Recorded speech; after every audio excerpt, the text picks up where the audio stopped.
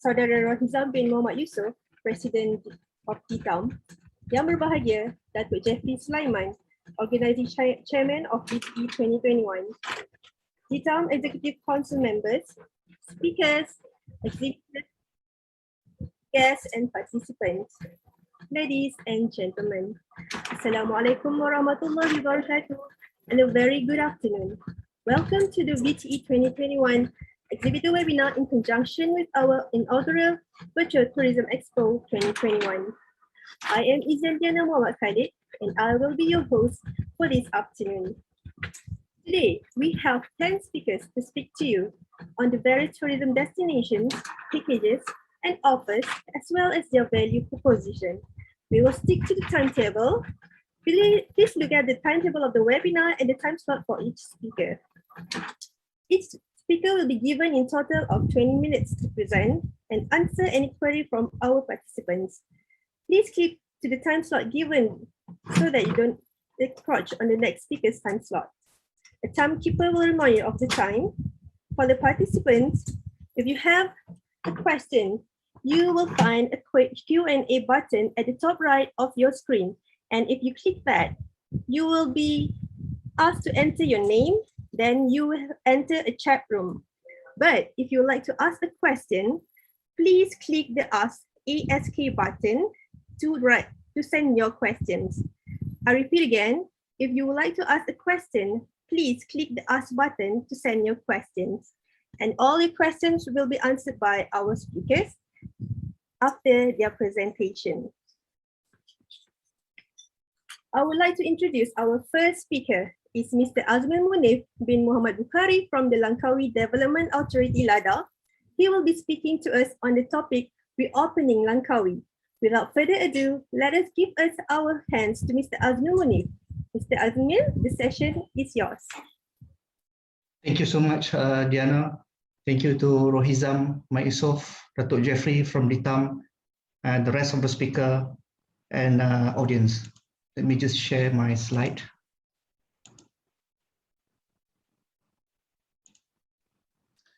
Okay, right. This is my topic today, reopening the island, Langkawi. And of course, we would like to, after this, we are very strong with geotourism. So we like to focus into geotourism destination.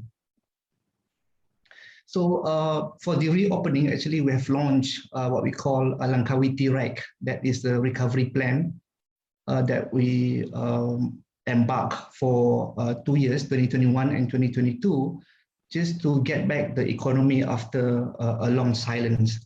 So this plan was launched in July. Okay. In this plan, we have 3 phases, 8 strategic intent, and of course, we have 24 actions altogether. So what I'm doing today is actually focusing on phase 2, which is enhancing local and global visibility.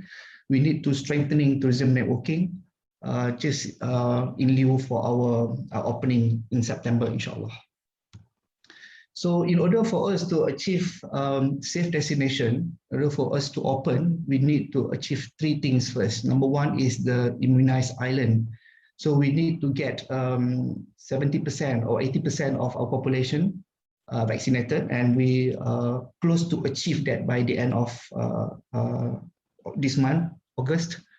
And then number 2 is we need to get all the industry players to be certified under MySafe Langkawi. Is on voluntary basis, so but is strongly encouraged for everyone to join for this certificate, just to boost the confidence for tourists that would like to come, when we open in September. And the third one is strict border control. What does it mean by strict border control? Is we only allow after this only double vaccinated tourists with 14 days grace period to come in. Other than that, they need to get themselves vaccinated first. But children following their parents below 18, they are allowed to do so from the same household. Let me just share with you. Probably you guys still, if you still remember or you already unaware of Langkawi.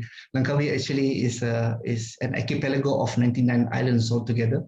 The land size is 478 square kilometer. And what is our unique selling proposition is 80% of the island still remain intact with a reserve forest and mangrove forest. And we have 2 mountains here. The highest would be Gunung Raya in the middle of the island. The elevation is 131 meter. And then our population just a little bit over than 100,000. And of course, we are multiracial societies. And then our daily temperature is about 32 degrees Celsius.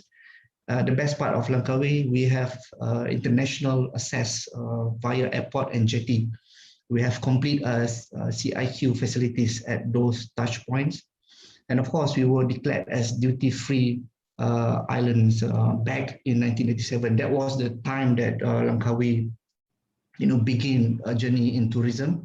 And of course, in 2007, we were accorded as UNESCO Global Geopark status. Okay, this is another this is map of Langkawi actually. Those in orange color are conservation area. We only allow minimal physical development to be done over there.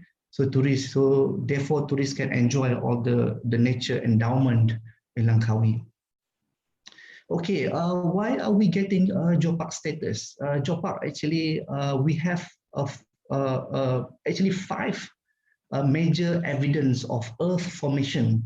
So if you come here, we have turned that evidence to a tourist attraction.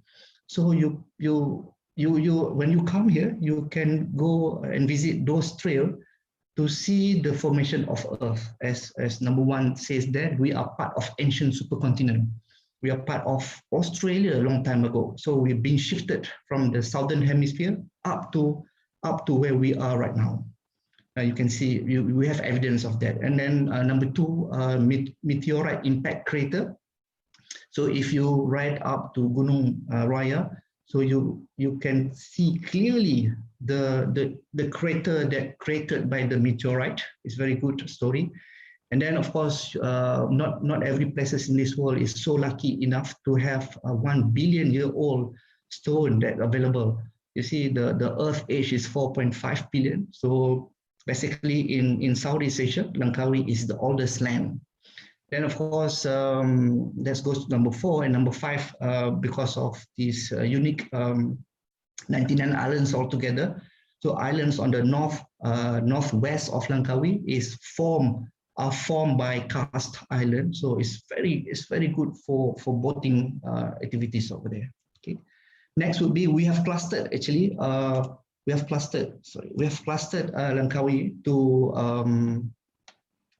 7 trail. So the first one is Geo Trail.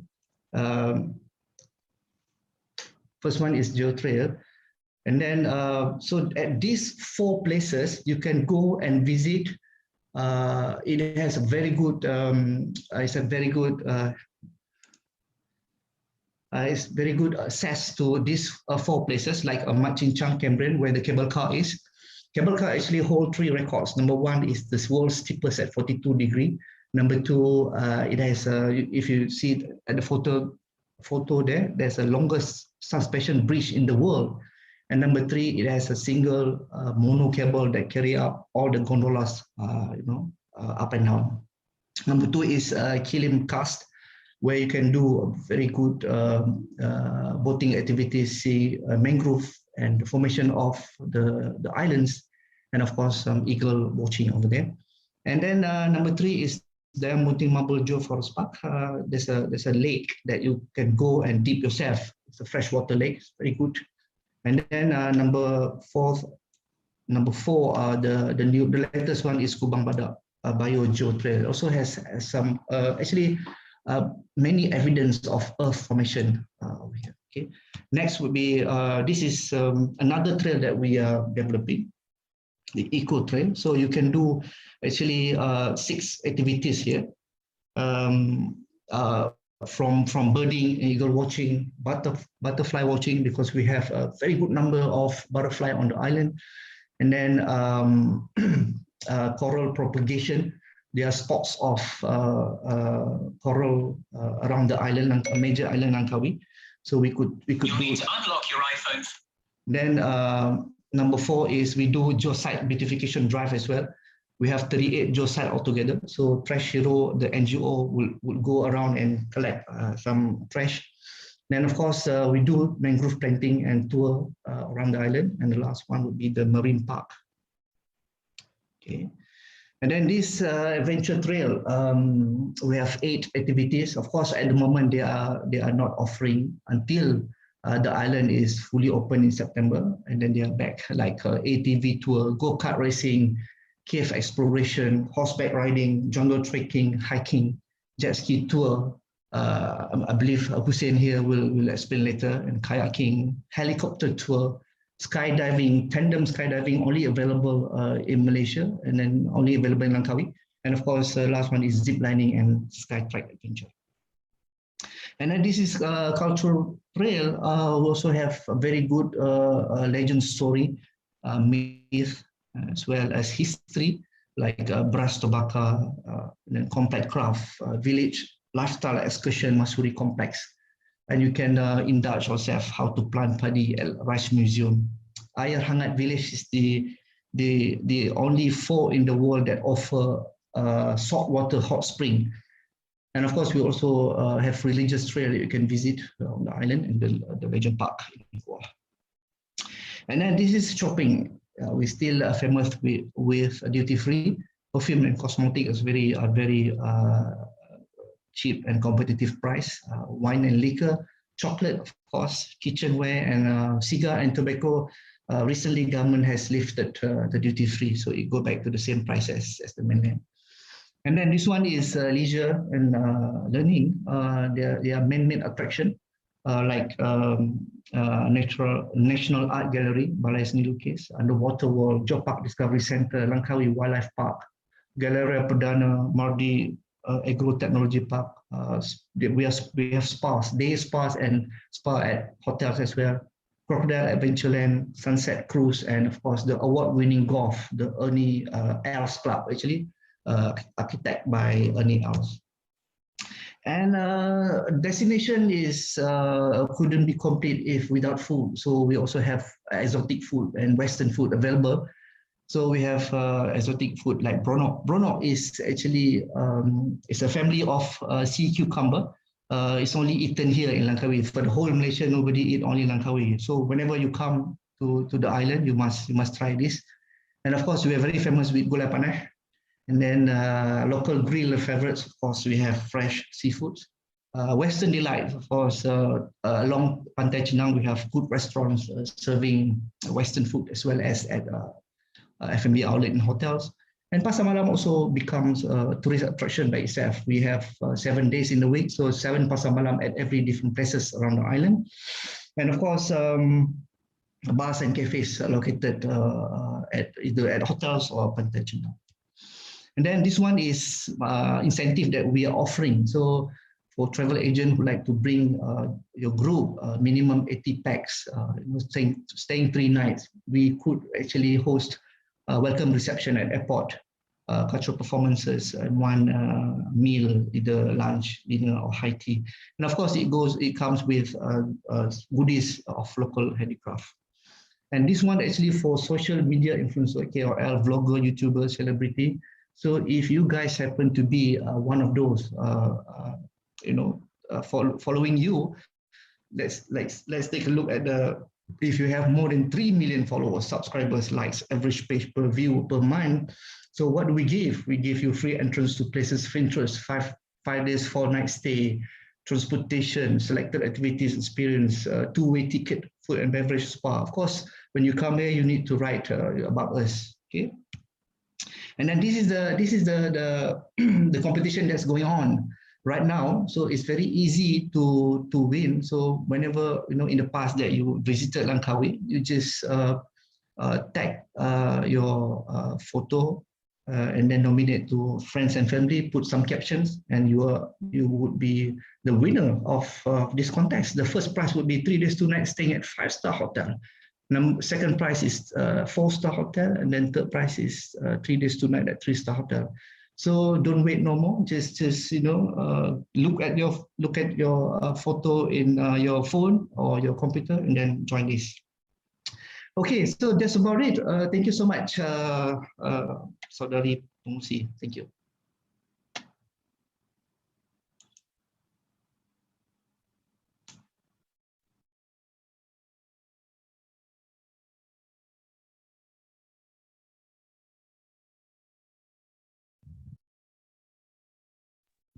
Thank you, Mr. Azmir. Please stay with me.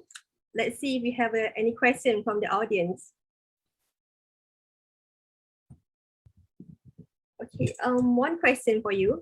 How will LADA assure that Langkawi will be a safe destination to visit, even when the numbers are still very high? Thank you, Diana. Actually, we have a program called My Safe Langkawi. So we will only open Langkawi when we achieve 80% of our population being vaccinated. So when 80% being vaccinated, so we are somehow the island local population being protected. That's number one. Number two, we only allow tourists to come in if they are with double vaccination of 14 days grace period. So by doing these two things, so we can assure that Langkawi is still, not become a super spreader of this COVID-19. Thank you. Another question, how is airline and ferry services capacity? Okay, for ferry, they are required to do a 50% capacity, but for airlines, because they have all aircraft fitted with what we call HEPA filter system, so they are not required to do a 50% seating capacity. So, but then they are required to phase out as well the scheduled arriving flight because of the airport capacity is not permitted. So they are doing not like in before, but they're doing less like before. Thank you. We have a question from Zach, Mr. Zach. Is the food prices still high in Langkawi? The what? Food prices, I mean. No, it still remain as a normal price. No, they don't increase it now. I see. Okay. I think that's from the question from the audience. Thank you again, Mr. Azmil. Thank you so much. Yeah.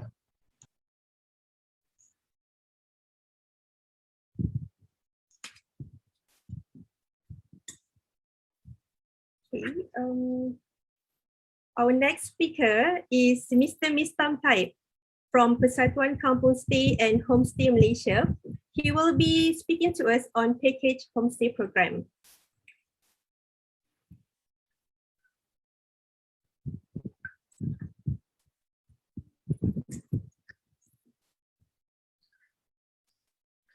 Okay, Assalamualaikum warahmatullahi wabarakatuh dan salam sejahtera. Terima kasih Ditam Tourism Malaysia yang menjemput Persatuan Kampung Stay dan Homestay Malaysia MKHA yang memberi ruang kepada kita untuk menjual produk-produk yang kita ada. So, persatuan kita yang kita lebih kurang dalam 215 kluster dan kita mempunyai 4,200 ahli. Kita mempunyai ahli yang daripada Perlis, Kedah sehingga Sabah dan Sarawak. So program-program yang kita biasa kita buat kepada pelancong adalah kebanyakannya adalah program kebudayaan, di mana yang kita anjurkan sebelum ini, sebelum pandemik COVID-19. Ya. Kita dapati program-program ni memang diperlukan. So memang kita jual kepada pelancong-pelancong di dalam dan luar negara. Buat masa ni memang kita ikut SOP seperti mana yang kita biasa dengar daripada kerajaan mengatakan buat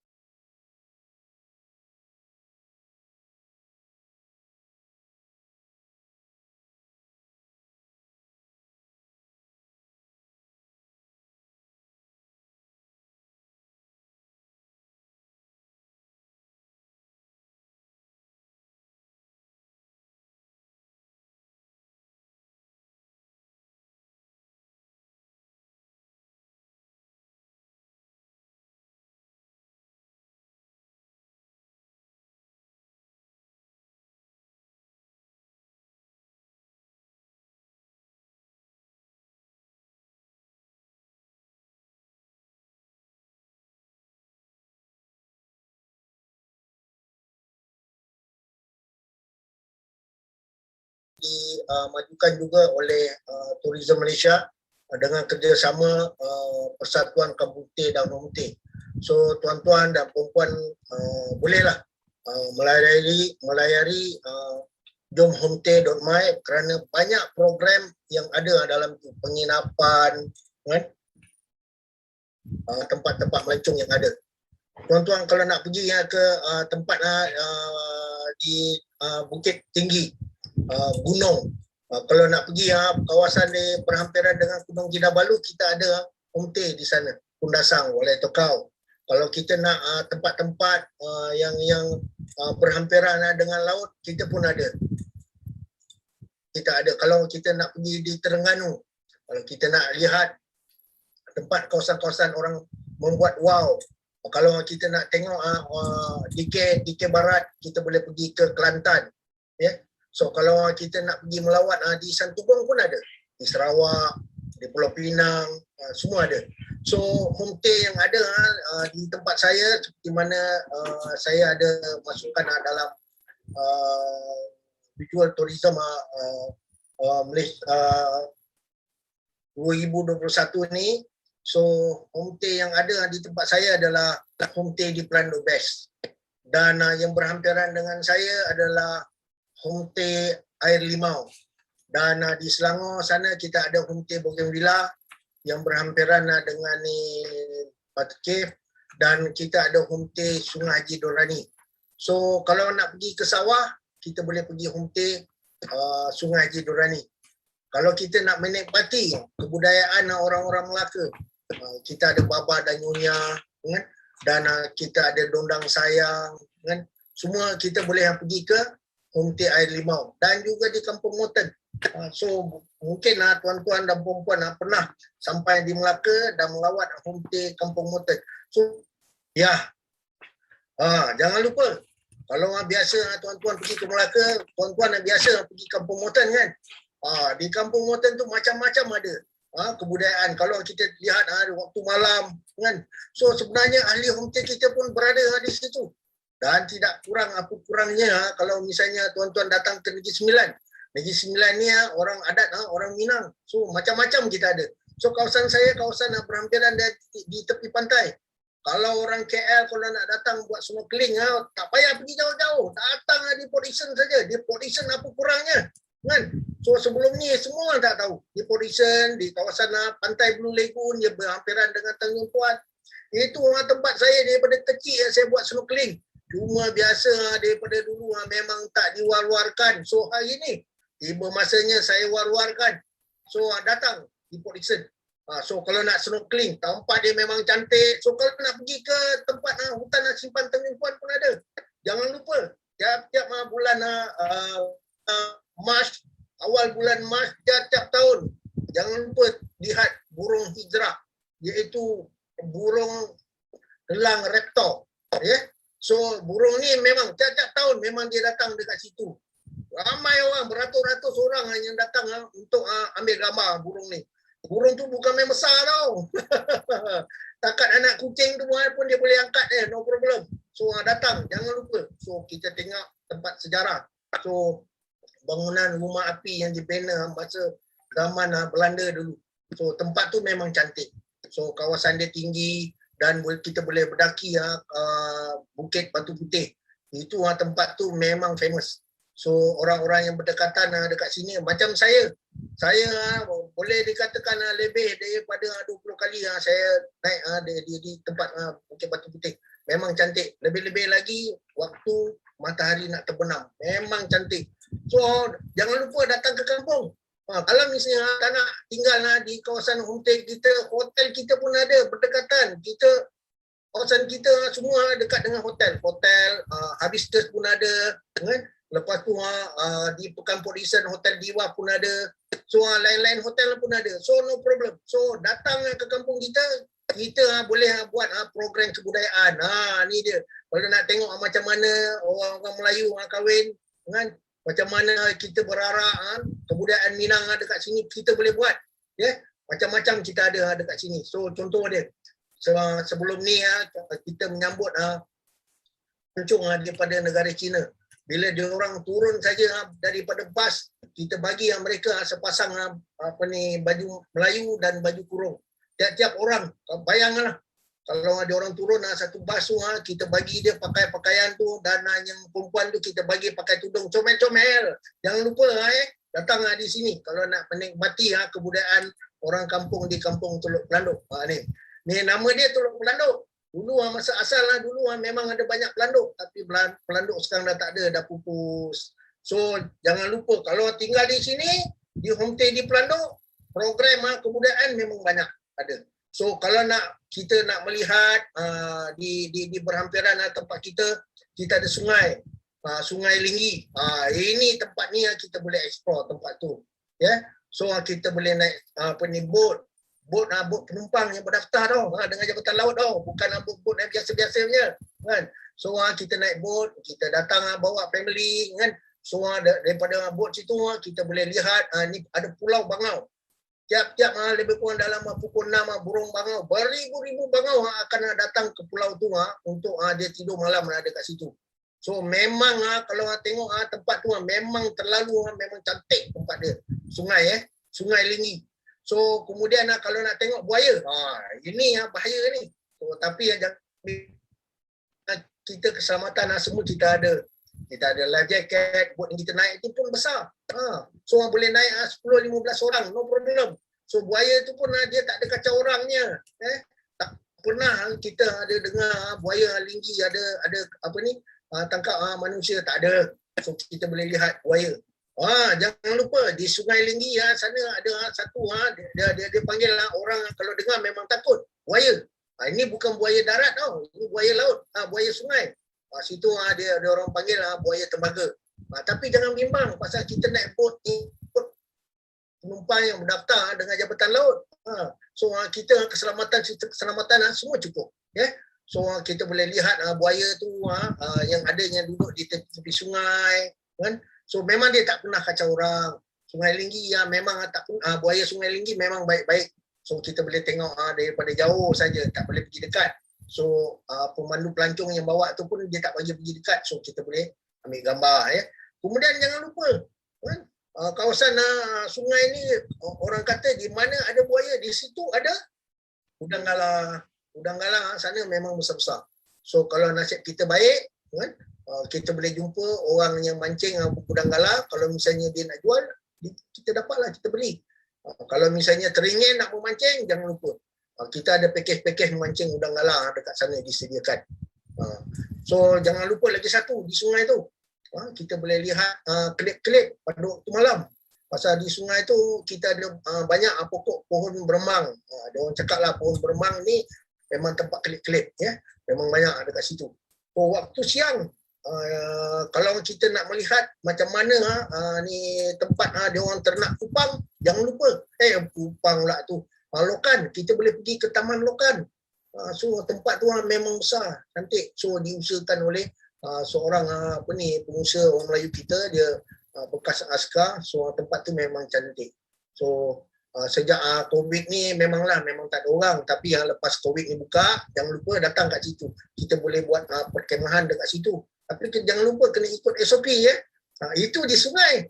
So kalau misalnya kalau kita nak pergi tempat-tempat lain pun ada. Kalau kita nak pergi ke tempat sawah, Kuala Pilah, kita boleh pergi Kuala Pilah. Kuala Pilah sana macam-macam ada. Lepas tu kita boleh pergi di mana, di Jempol, kita boleh pergi dekat Kampung Ronek.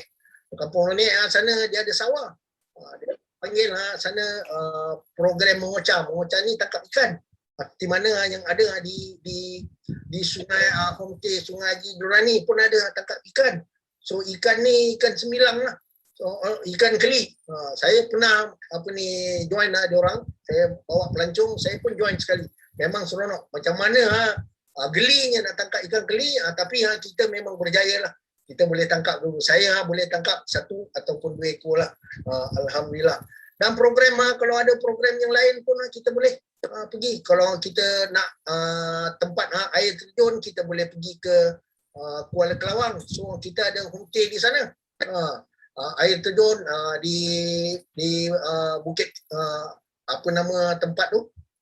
Bukit Tinggi. Yes. dekat situ. So kita boleh pergi tempat tu. So kita ada program kebudayaan pun di situ pun ada. Itu program Negeri Sembilan. Orang Negeri Sembilan, dia cakap orang Negeri Sembilan. Tapi saya tak pandai cakap Negeri Sembilan. Saya orang Negeri Sembilan tau. Saya anak jati orang Negeri Sembilan tapi tak pandai cakap Negeri Sembilan. Pasal apa? Kita campur dengan orang Melaka. Kan? Padan saya dengan Melaka tak jauh. Ya. Lain-lain lah homestay kalau nak pergi di mana? Di Selangor. Jangan lupa. Kita boleh pergi yang berhampiran dengan Port Dickson ni mana? Di homestay Bang Kuris. Dekat situ memang popular. Kalau nak makan di kawasan bawah Pokok Buloh pun ada dekat situ. Dia ada nama pengusi dia Wak Basir. So kita boleh menikmati masakan-masakan orang Jawa dekat situ bawah Pokok Buloh. Restoran Buloh. Restoran Buloh ke apa nama dia. So dekat situ masakan Jawa dia sediakan ni nasi ambeng. So kalau kita nak rasa nasi ambeng kan, so makan dalam dulang, lepas tu kita duduk bersila dan sambil menikmati muzik-muzik Jawa. Ni muzik-muzik Jawa biasalah kan. Saya orang Jawa tapi saya rugilah saya tak pandai cakap Jawa So macam mana pun alhamdulillah tempat tu kalau pergi yang dekat sana orang Cina pun pandai cakap Jawa tau. Lepas tu kalau kita nak pergi mana lagi? Kalau kita nak pergi ke Perak. Ni Perak ni memang terkenal setiap tahun dulu. Sebelum pandemik dulu dia tiap-tiap tahun dia buat program badang. Kalau nak pergi sana di homestay Labu Kubung. Labu Kubung sana memang dahsyat. Dia tempat sawah sana pasang sawah. Kemudian dia ada satu program memindahkan rumah. So tempat tu memang cantik. Saya pun saya dapat tengok dalam video saja program tu. Yang badang ni memang hebat. Dia ada program badang tu selama 3 hari dekat sana. Dia orang Malaysia tengok orang Malaysia. Saya ingat orang Malaysia yang tak ada badan besar. Tapi ada orang luar negara pun ada datang. So jangan lupa datang ke homestay Labu Kubung. Kalau kita nak pergi ke Johor. Johor pun kita ada sana. So Johor apa nama kampung tu? Kampung Paya apa nama dia? Apa nama? Seri Paya. Seri Parit. Minta maaf kampung Seri Parit. Sana pun ada program kebudayaan. Sana kalau nak tengok sana ada program ni apa kuda kepang. Kalau nak tengok kuda kepang dekat sana. So memanglah kuda kepang memang dulu memang tak lagi. Tapi setakat untuk buat pendudukan sekejap-sekejap je boleh kan. Kita memang buat. So kita tak boleh lama-lama. Pasal kuda kepang ni orang cakap kalau lama-lama dia boleh naik share. So kita tak ada sampai tahap begitu. Setakat untuk tunjuk-tunjuk gitu saja. So jangan lupa kan datang ke Visual Tourism Expo 2021 ni kan. Buka dan lihat macam-macam program jualan yang ada dalam jualan ni So kalau berhajat kalau nak beli lah masa waktu yang expo ni sedang berlangsung. Pasal apa ada hadiah-hadiah yang disediakan jangan lupa hall tempat saya hall number 1 under Tourism Malaysia. Dia ada lebih kurang dalam 12 hall yang ada So jangan lupa datang tempat kami Persatuan Kampung Stay dan Homestay Malaysia MKHA Jangan lupa. Bye bye.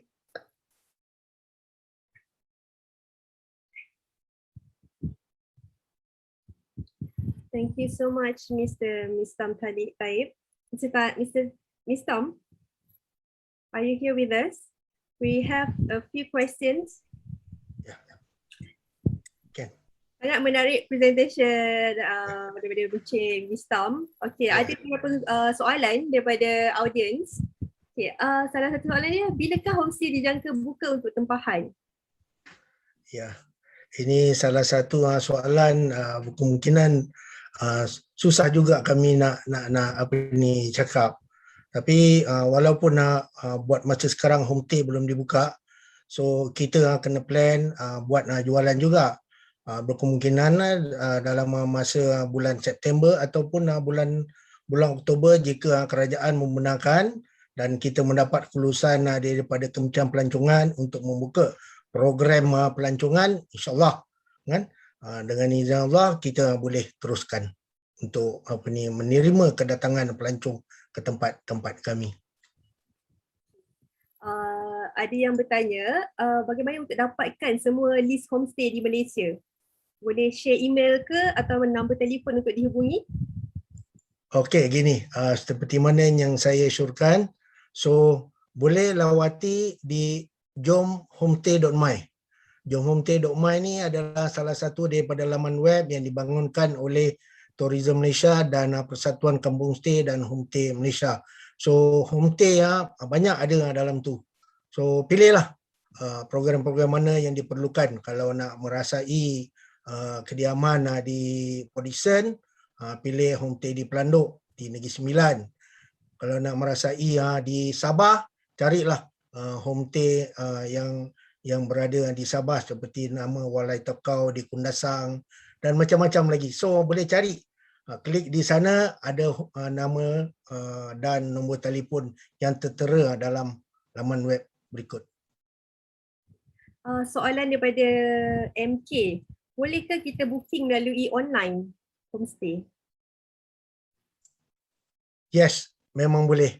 So buat masa ni untuk saya buat dalam Visual Tourism Expo ni, so boleh melawati di homestay di pelandukbest.com. So kalau misalnya nak booking di homestay-homestay yang lain, so kena lawat di jomhomestay.my. So dalam sana dia ada, boleh klik booking. Dan kalau nak takut was-was, boleh telefon yang empunya homestay yang berada di tempat yang ingin di booking. Terima kasih banyak-banyak Encik Mistam. Ya, terima kasih, sama-sama. Itu sahaja soalan. Again, to our audience, if you have any questions to ask to our speakers, please use the Q&A feature at the top right-hand corner of your screen. You can click the Q&A button and then click the Ask button at the bottom of the panel. Mr. Amran Ahmed from Ambong Ambong Resorts Langkawi, and his topic for today is biophilic design in eco resorts. Let us give a round of applause to our next speaker. Mr. Amran, the session is now yours. Please proceed.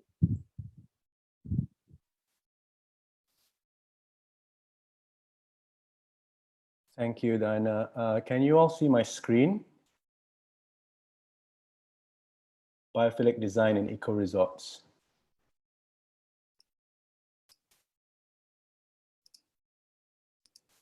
If you could just, okay, good, thanks.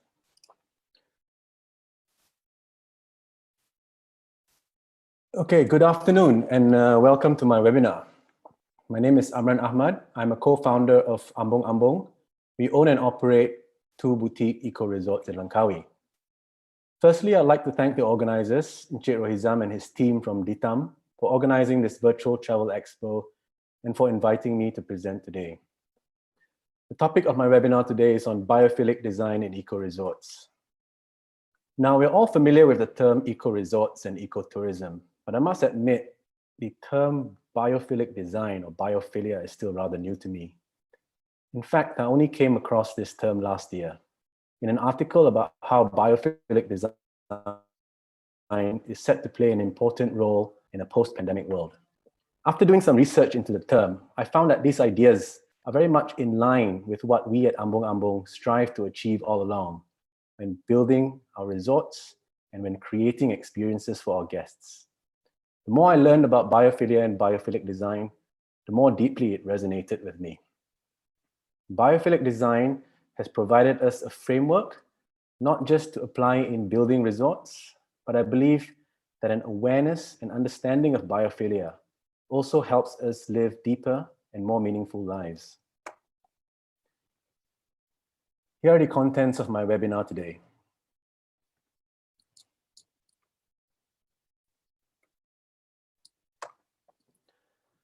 Let's start off by asking, what is biophilia? Firstly, it's a combination of the words bio, meaning life, and philia, meaning the highest form of love in ancient Greek. The biophilia hypothesis, introduced and popularized by Edward O. Wilson, defines biophilia as the urge to affiliate with other forms of life. Although the term itself is relatively new, the idea has been around for much longer. The Hanging Gardens of Babylon, built over 2,500 years ago, can be said to be one of the first biophilic buildings. So why is it important? The biophilia hypothesis suggests that all human beings seek connections with nature and other forms of life. It makes sense, as for 99% of our evolutionary history, human beings have lived a life intimately tied with nature. It's only in the last 250 years or so, with the advancement of cities and modern technologies, that has fundamentally changed humans' relationship with nature. And with more than 2/3 of the global population projected to be living in urban areas by 2050, we risk losing our connection to nature entirely. The result of a lack of connection with nature is that a stronger disregard for the natural environment, plants, and other animals could lead to further ecosystem degradation and species loss. Therefore, re-establishing a strong connection with nature has become an important issue in the field of conservation. The effects of biophilia on people's health are almost self-evident. I mean, who doesn't feel recharged and rejuvenated after a long walk in nature?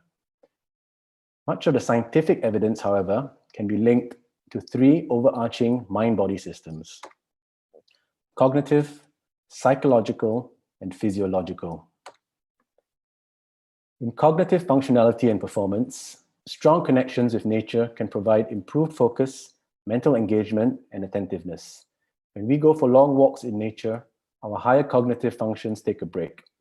When we return, we find we are able to focus and perform tasks better. Psychological responses include improved adaptability, alertness, emotion, and mood, positively affecting our attitude and overall happiness. Physiological responses in our bodies affect our overall physical comfort. It has been shown that the effects of biophilia on our health results in lowering blood pressure and stress levels, improved circadian rhythm, and better quality sleep. Principles of biophilic design. Biophilic design is a concept used within the building industry to increase its occupants' connectivity to the natural environment through the use of direct and indirect nature and space and place conditions. They can be organized into three categories: nature in the space, natural analogs, and nature of the space. These three categories provide a framework for the incorporation of various strategies into the built environment. Nature in the space addresses the direct, physical, and ephemeral presence of nature in a space or place. It includes trees and plants, water, as well as animals and other living things. It also includes breezes, sounds, smells, and other natural elements that engage and stimulate the human senses. The strongest nature in the space experiences are achieved through the creation of meaningful, direct connections with these natural elements through diversity, movement, and multisensory interactions. Natural analogs. Natural analogs addresses organic, non-living, and indirect evocations of nature. The super trees in Singapore's Gardens by the Bay are examples of nature expressed in the built environment. The Kimala Resort in Phuket features villas which resembles birds' nests, creating a sense of being nestled in amongst the trees. Nature of the space. Nature of the space addresses spatial configurations in nature. This includes our innate desire to be able to see beyond and explore our immediate surroundings. It often includes an element of risk and reward. In my next few slides, I'll present to you the 14 patterns of biophilic design, and I will attempt to provide my interpretation of each of these patterns through images and videos. Where possible, I've used examples from my own resorts, Ambong Ambong Rainforest Retreat and Ambong Pool Villas, because they are what I am most familiar with. I've also borrowed examples from other resorts, which I feel best represent biophilic design in its patterns.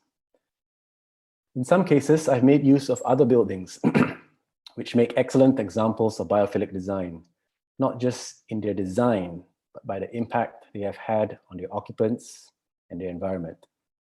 With these, I hope to convey the idea that the principles of biophilic design are timeless and universally applicable to all humans.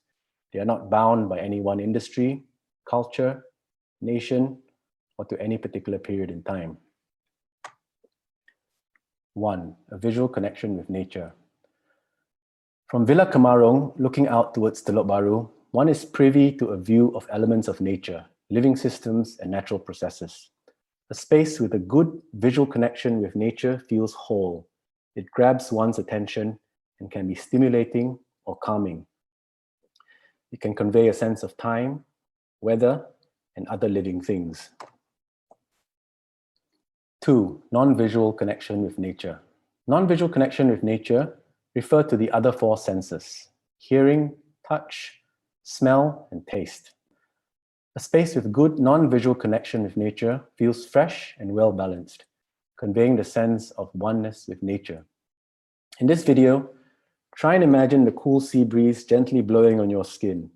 Taste the salt of the sea in the air, hear the sounds of leaves bristling in the wind, and smell the petrichor scent of a fresh rainfall.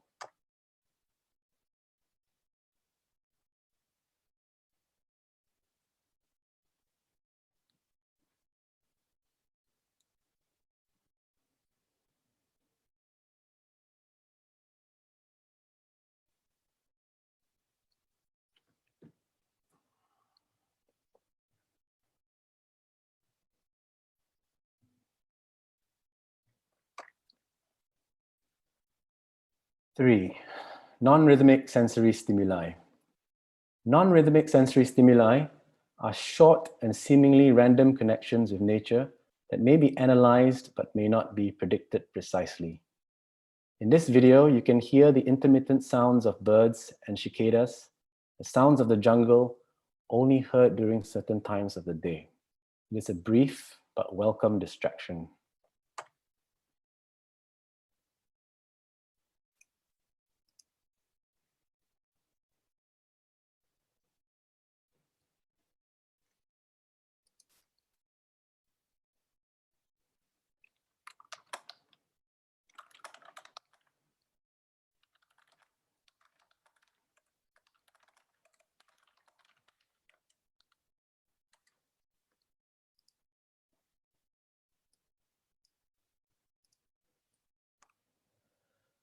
Four, thermal and airflow variability.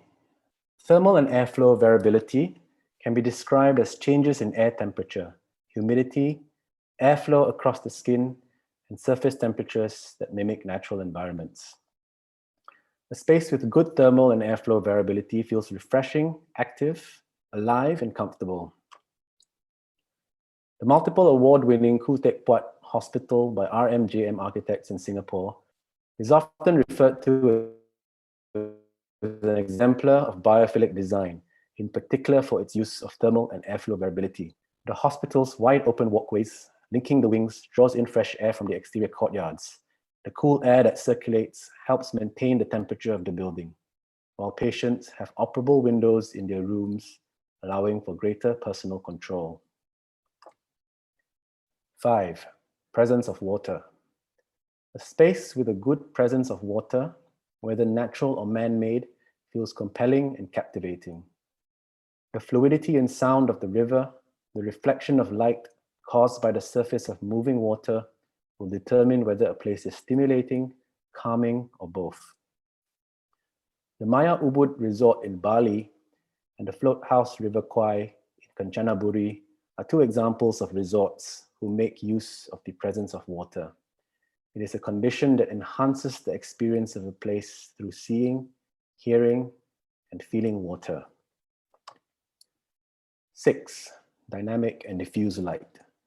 Dynamic and diffuse light refers to lighting effects achieved in nature. In Villa Tirai, Ambong Pool Villas, the shade and shadows created by sunlight shining through the forest canopy conveys a sense of time and space, evoking feelings of drama and intrigue. 7. Connections with natural systems. Not the Four Seasons Hotel, but rather the Four Seasons from the green roof of Cook Fox Architects Office in New York.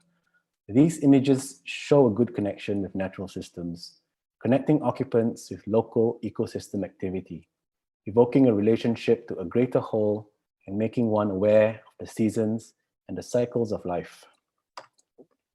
8. Biomorphic forms and patterns.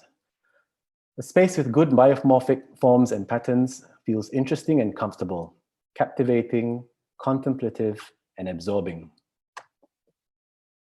One of the most recognized buildings in the world, La Sagrada Familia, is a classic example of biomorphic forms and patterns.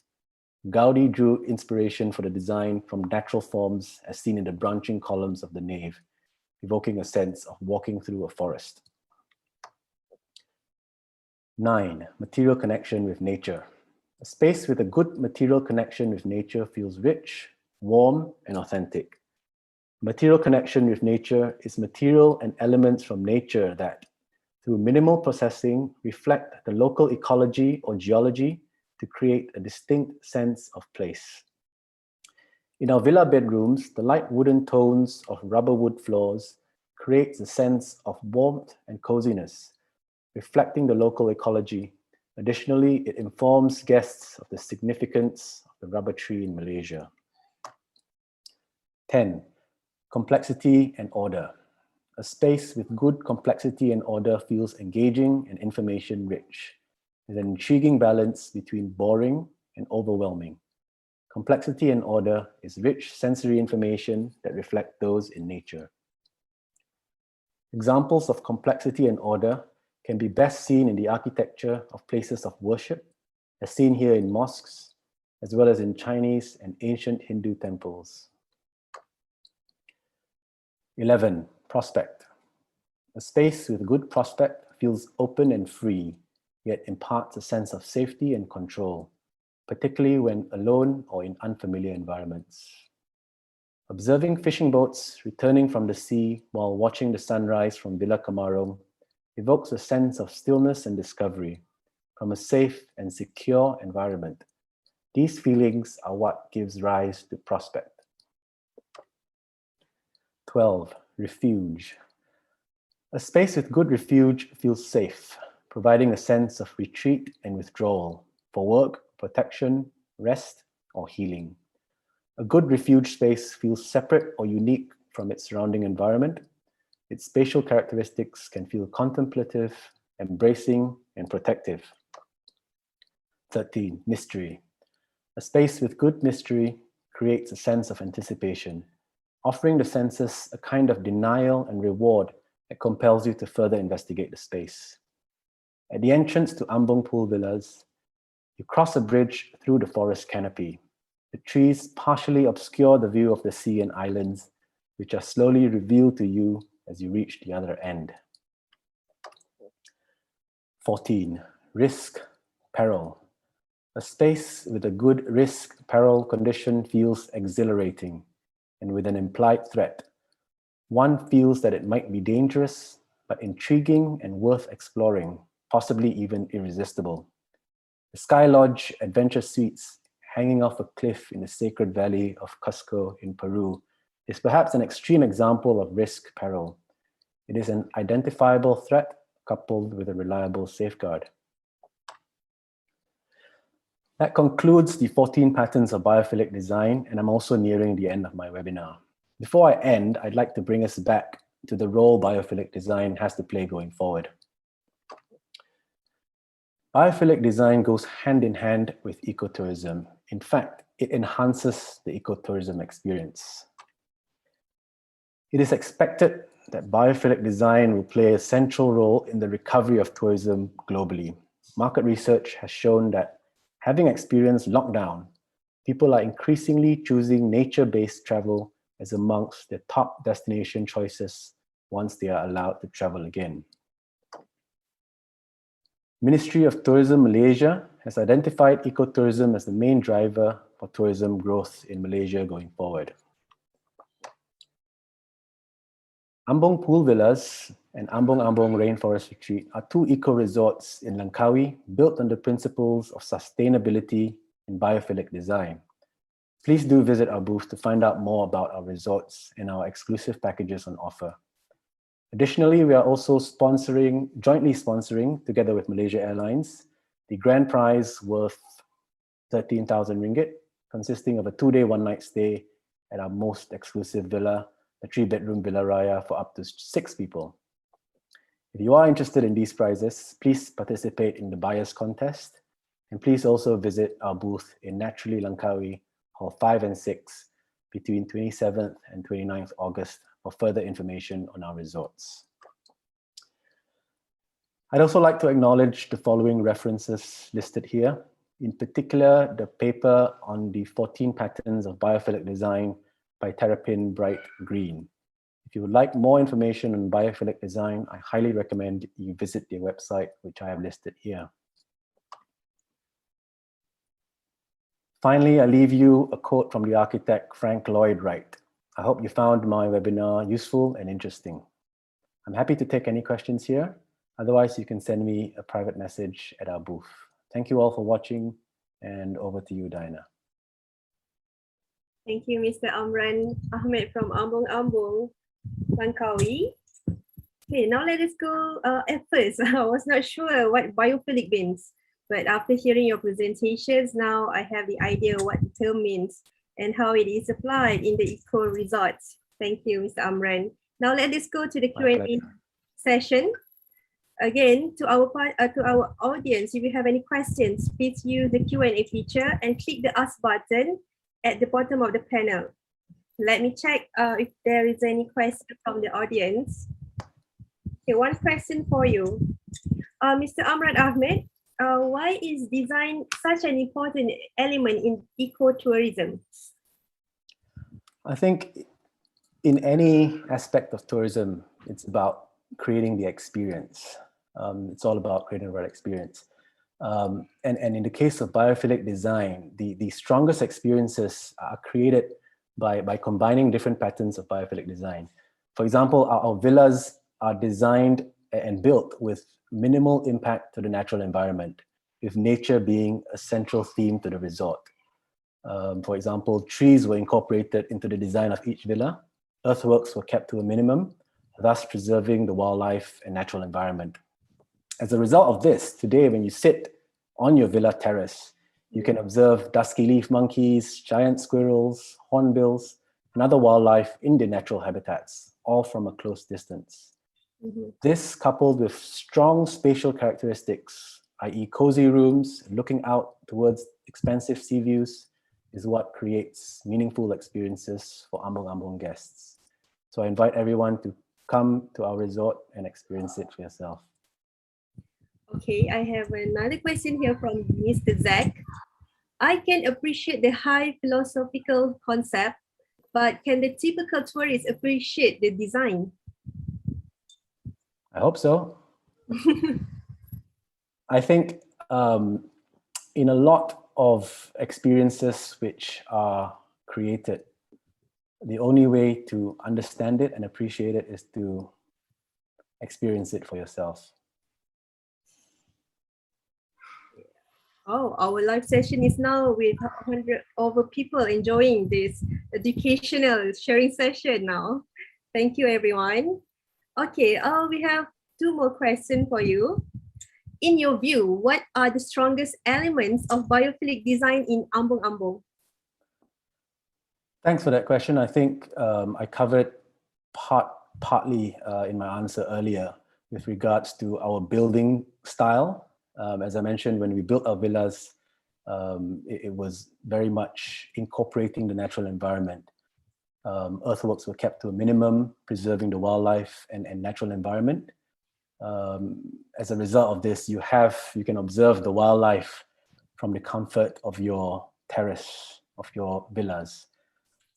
This coupled with the expansive sea views, the coziness of the rooms is what creates the meaningful experiences for our guests. One last question. What are the additional costs for incorporating biophilic design in construction? I would say upfront costs. I say upfront because it typically costs between 10 to 15% more in order to incorporate biophilic design elements into buildings, whether it's a hospital or a resort. However, it's important to note that one should take a longer term view with regards to costs and return on investment. For example, in the hospitality industry, it's a fact that hotel rooms with biophilic elements generate a higher average room rate and enjoy better occupancy compared to those without. However, it should be noted that the additional costs of biophilic design not only generate better longer-term returns, but also creates an awareness of the issues surrounding sustainability, the environment, and the fragility of our position on this planet. And in creating an awareness about these issues helps us develop a global eco-conscious mindset, which in my humble opinion is desperately what the world needs right now. Thanks for that question. All right. Thank you, Mr. Amran Ahmed, for your presentation and answers. Okay, now that's all the questions for now. Okay, thank you. Thank you all. Our next speaker is Mr. Hussein Mohammad Said from Mega Water Sports, Langkawi. His topic is exploring hidden islands in Langkawi via jet ski. Let us give a round of applause to our next speaker, Mr. Hussein Mohammad Said. The session is now yours. Thank you very much, Ms. Diana. Assalamualaikum and a very good or afternoon or evening to everybody. Again, my name is Hussein from Mega Water Sports Langkawi. What our company does is mainly we take people on a jet ski on a curated tour for 4 hours and we explore the beautiful places of Langkawi. Okay, I have a short slide here. Hold on, let me see how to do this. And share. Right, I hope everybody can see this. Okay, Mega Water Sports. Okay, basically what do we do? Again, I said we bring people on a 4-hour excursion tour. The main purpose of this tour is to actually to explore nature and also the beautiful part of Langkawi, whilst at the same time maintaining an eco-friendly environment. Okay, all our jet skis are 3-star rated by the California Environmental Body, which carries the emission standard called ultra low standard, meaning that if we compare to anything outside there, whether it's on the water or even your scooters, your cars, we are the most environmental friendly machines out there. Right, on our tours, what do we provide? Basically, we provide you professional guides to bring you out. These guides are very well versed with the environment, with how to take care of you, how to repair the jet ski in case something goes wrong. And of course, the jet skis itself, a good life jacket. We even provide you with water shoes and also a dry bag in case you want to bring your phone, your wallets, or your passport or anything important. All right. And yes, our capacity, for FITs or normal tourists, I mean, if you're just a couple, we can still bring you out, no problem. We'll group you up with other people. Maximum only 5 jet skis per group. So the groups are really, really small. So don't worry about being bogged up with a lot of people. And for MICE groups, if you have company trips, excursions, yes, we can cater up to 40 people in our per session. That will be 20 jet skis broken up into 4 groups, and then we'll bring you out. And then outside there in the sea, we'll regroup you a few times a day. Okay, and who is our target market? Basically, everybody is our target market, whether you're a honeymoon couple, you're a traveler, adventure seeker, nature lover, niche market, even families. When I say families, if you have children aged 5 years old and above, they are already eligible to follow our jet ski tours. Okay. Why sell jet ski tours? Okay, this is more for the agents, because selling destination is it's a chore, okay? Because you have to be promoting it, comparing with other destinations. But if you promote an activity which cannot be found anywhere else in Malaysia, okay, so this gives you an additional bullet for you to sell Langkawi. Right? Using activities to determine the destination, in my opinion, would be the best way of selling a destination. Right, and I'll just bring you through a few of our COVID-19 guidelines, okay? Especially for the customers, we have a full set of SOPs. I'll just briefly go through this. We also have our internal SOPs. And okay, whilst waiting for the new certification by LADA, we as a arm of the adventure tourism products under Tourism Productivity Nexus, we have already have a certificate of compliance where we have adopted all the COVID-19 guidelines. Right. And on top of bringing people out on jet skis, we also do beach maintenance and cleanup. As you can see in the slides, we actually go to all the beautiful islands because to actually clean them up. These are not particularly trash from Langkawi, but usually they are washed away from somewhere else. If you look at the labels, usually they're from the northern side of the hemisphere. I mean, from Thailand, from Myanmar, because most of the labels are not from Malaysia. So yeah, they're not being thrown by the Langkawi people, but they're rather washed away from somewhere else. And we do this to clean up the islands. Well, pre-COVID, we did it at least once a week. And we are also quite heavily on sustainable tourism efforts. I mean, if you can see in the slides, all our warehouses, we make sure that we have lighting ducts from on top so that we don't have electricity. All our staffs use are provided by these beautiful tiffins, okay, so that you don't go to the shops to buy and tapao, use plastic bags, styrofoams. We try to avoid all those things.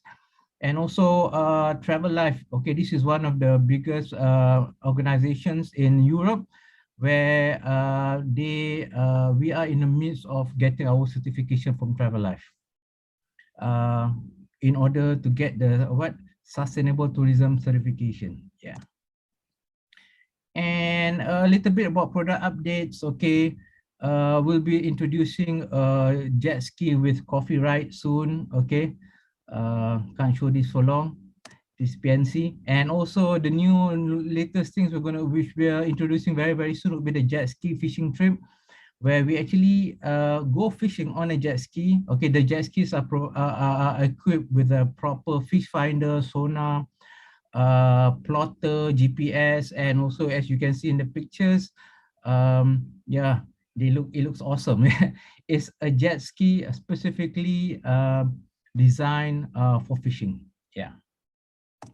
Okay. Now I will. Oops. Okay. Hold on. Okay. I will show you my sustainable video where we actually go out with customers to actually and enjoy the beautiful islands and at the same time take care of our beautiful beaches. Okay. Enjoy. The greatest journeys in life begin with the smallest step. One person cannot change the world. We have only one life and one chance. We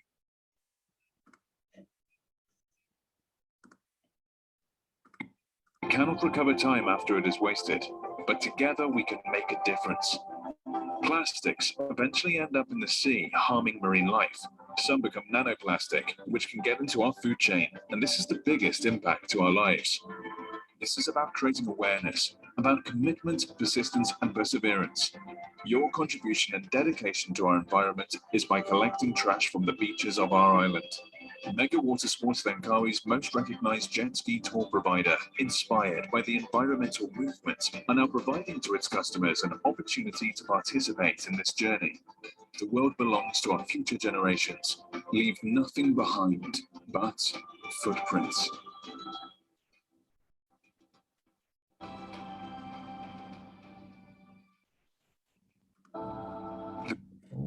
Okay, that would be the end of my presentation for today.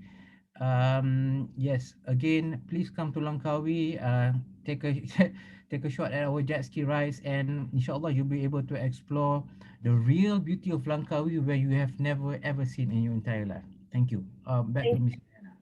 Thank you, Mr. Hussein. I did not know until your presentation that there are so many beautiful islands but hidden in Langkawi, and exploring them with jet ski should be an interesting experience that all we should try. Okay, now let's go to question and answer session. Again, if you guys, if the audience have any questions, please use the Q&A feature and click the ask button at the top of the bottom of your panel.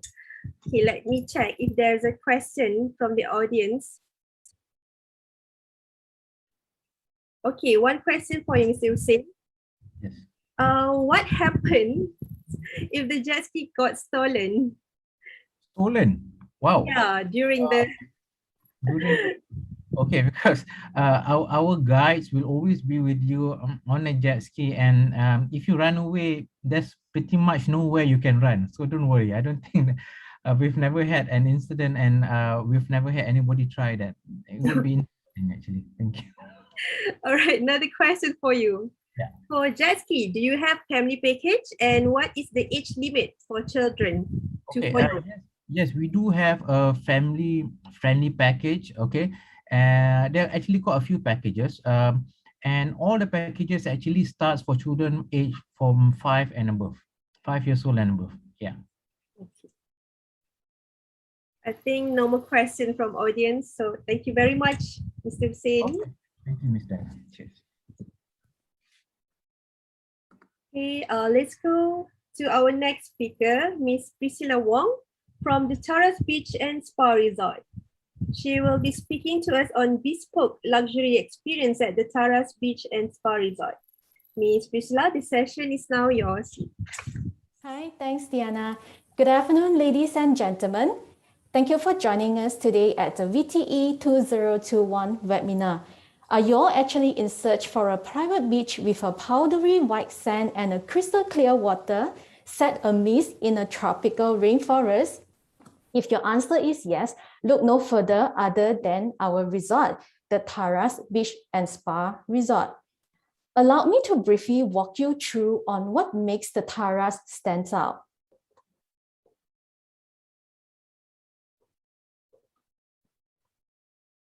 All right, hope everyone can see the slide right now.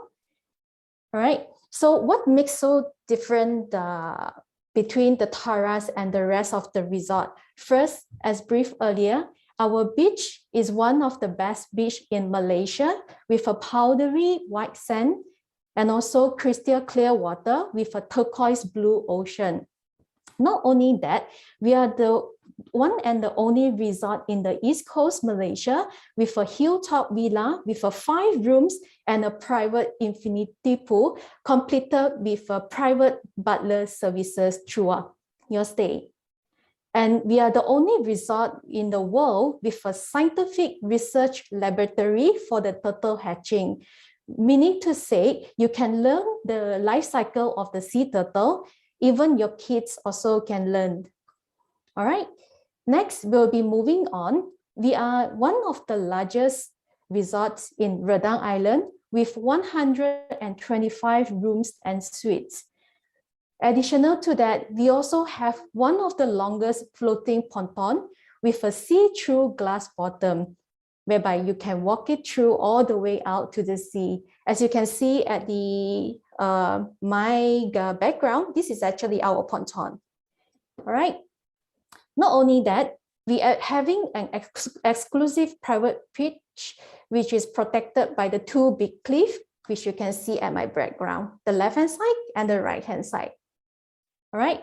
We're also having one of the biggest gym and a yoga room in the island itself, which is overlooking to the spectacular view of the South China Sea.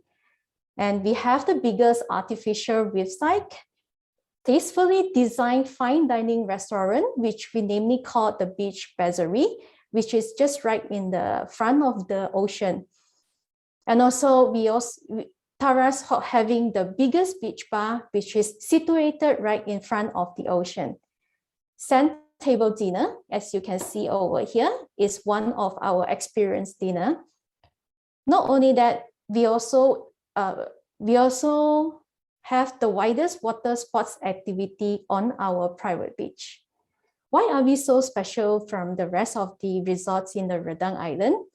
Because we offer wide menu choices ranging from the Western, Thai food, even our Malaysian cuisine, Indian food, and also vegetarian food. Not only that, we have an airport which is located within the same vicinity of the resort, or meaning to say it's only about 3 minutes car drive from our resort. The only resort with a VIP lounge at Kuala Terengganu Airport. We also have a swing pineapple nest for an Instagrammable moments. Ownership of 2 turtle nests at Chaga Hutang to support the turtle conservation. First resort on the island with the biggest in-house kids playroom. Last but not least, the only resort in Malaysia with its own direct flight from the Subang Airport to Redang Island Airport via our ATR plane. So without any further ado, I would like to show you some of the videos that we are going to show you over here. All right, sorry, before I proceed, we are also one of the, we are also the only resort in the Peninsula Malaysia with a direct flight from the Subang Airport to Redang Island in just over an hour. Like I briefed just now, the resort is just located 3 minutes away from the airport. Isn't that amazing? Allow me to show you this video that you can see the direct flight that flying from the Subang Airport.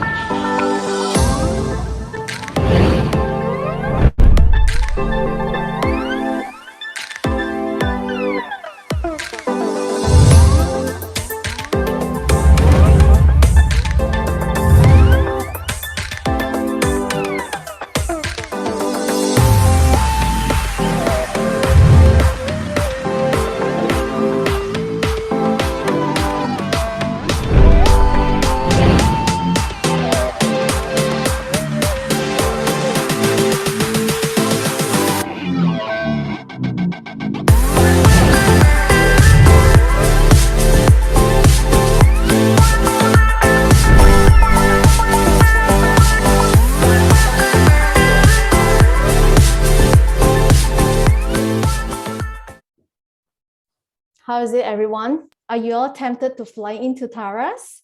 If yes, do let me know and visit it as our booth. All right. Has any one of you here ever experienced playing badminton on a floating platform? Yes? No? Yes, you heard me right. At the Taras, we have an extraordinary level of experience, which is our floating badminton court. Get ready to be blown away by this video.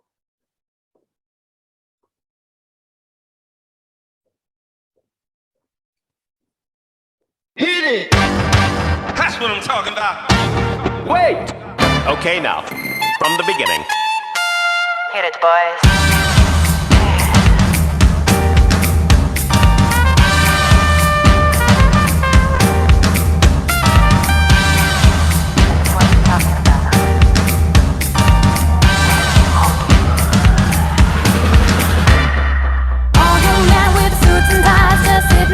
Smoking big cigars. I hope you're ready for what's coming now. I'm the one, I'm the lady that would bring it down.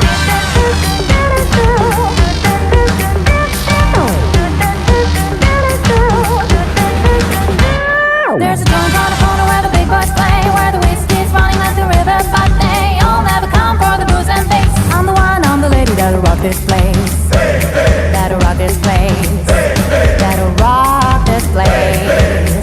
Rock this place. Rock this place. Rock this place.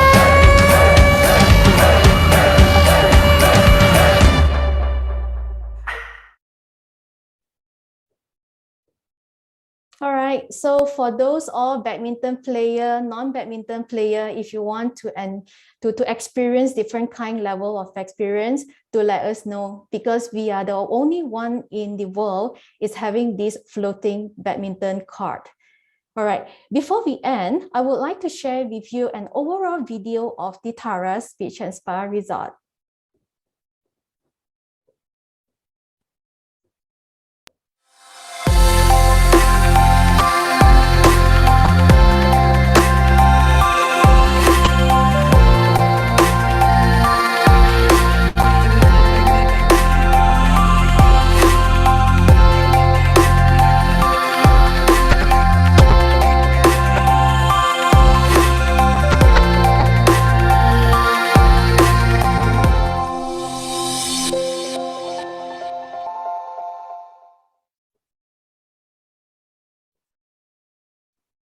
All right, here we are, ladies and gentlemen. Once again, I would like to thank you so much for spending your time with us today. Come and discover our resort with your loved one. Do not forget to visit our booth, Hall 9, DITAM 2 this weekend, as we will be having additional perks for all the visitors who buy our packages during this virtual fair. And do chat with us for more information on the packages and the promotion that we have to offer. Lastly, the Taras wish everyone stay safe and stay healthy. Thank you. Thank you, Miss Priscilla. Such a wonderful presentation. Can't wait to try the floating Yes, badminton court. I think everyone need a trip Yes. to the beach. Now we're going for questions. Yeah. We do have questions here. From NK, do you have private boats to ferry us from the jetty? How can you assist us to get onto the ferry? Yes, we do. We do have a private chartered speedboat. It's a 10-seater speedboat from the Merang Jetty all the way to the Taras. Yes, we do arrange that. I see. Mm-mm. Okay, another question. Do you practice SOP for hotel and resort? You leave the occupied room vacant of 1 day sanitized before you check into the next customer. Yes, we do. Because in due to the current SOP, especially for the phase onwards, since the tourism is allowed, we actually have been following the SOP since last year. So every guest that already checked out, we will sanitize the whole room, not only the room, but the frequent use items like the controller, the doorknob, and so on. We are actually sanitize it. Good to know that. Okay. And of course, in addition to that, we will also follow SOP in all our outlets operating, the operating outlets, whereby there will be a social distancing. So, one question, is your resort open during the monsoon season? No, for the Taras, we are the one and the only resort is operating during the year end. I wouldn't say it's a monsoon season because I would like to take this opportunity just to have some awareness on the Redang Island. Actually, monsoon, when you see a dictionary, it's actually mean rough sea. Am I correct? So, but for Taras, we actually have a direct flight. So for us, we don't have any issue. For those that would like to travel during the year-end season, which is starting from November, December, January, and up to February, we actually have a direct flight that flying in. It will not be on every day, but it will be 2 to 3 times per week. Yes. Okay, there's a question from Ahmad Ruzaini bin Nape. Is the hotel package include with the flight? What is the latest promotion during this pandemic? Okay, we actually have in our booth, we have this 3 days, 2 night fly me away packages. So this packages itself is inclusive of the round trip return transfer from the Subang Airport all the way to the Redang Island. Okay, so no more questions from the audience. Thank you so much, Ms. Okay, thank you. Bye. Bye. Okay, our next speaker is Mr. Zainal bin Rahman from BNJ Diving Center, Sendirian Berhad. He will be speaking on how to become a certified PADI scuba diver on Tioman. Hi, Mr. Zainal. Hello. Hi. Okay, Mr. Zainal, the session is now yours. Please proceed. Hello, everybody. Assalamualaikum and warm greetings from Tioman Island. How come I can't see myself? My name, let me introduce myself first before I'm going to talk about how to become a scuba diver. Well, my name is Zainal Rahman and I'm the Managing Director and the Course Director of BNJ Diving Center. Now, we have been based on Tioman Island for the last 35 years, offering training from beginners to instructor level, snorkeling, fishing, and pretty much everything else that you can do on this island. BNJ was founded by my late dad, known as Pak Karim, and we grew as a company, initially only in Salang, where we operated for about 20 years. And then later we actually started our resort here in Aibatang. Now, we have, in normal times, we have a crew of about 30 instructors and dive masters, which look after all our students and fun divers. And they come from diverse backgrounds and countries. So we normally offer courses in Bahasa. We have Chinese instructors, we have English, German, usually a lot of foreign tourists here on this island. And BNJ operates Tioman Dive Resort, which was opened 7 years ago. It is an award-winning resort offering supreme rooms on ABC Beach. This is where we are. And obviously we have different configurations from single to all the way to family rooms. We have a very nice bar. There's plenty of food available on our beach. And just to give you a little insight of what we do, so let me talk a little bit about Tioman Island. Tioman Island, which is about 38 nautical miles off the coast of Mersing, which is in Johor, but Tioman actually lies in the state of Pahang. It is actually the largest island on the east coast of Malaysia, or Peninsula Malaysia. And because we are so far away from the mainland, we have extremely clear waters. The diversity of corals have been, for the last more than 15 years, has been on the incline, and we are having the best healthy reefs among all marine parks, which is just backed up by data from the Marine Parks and Reef Check.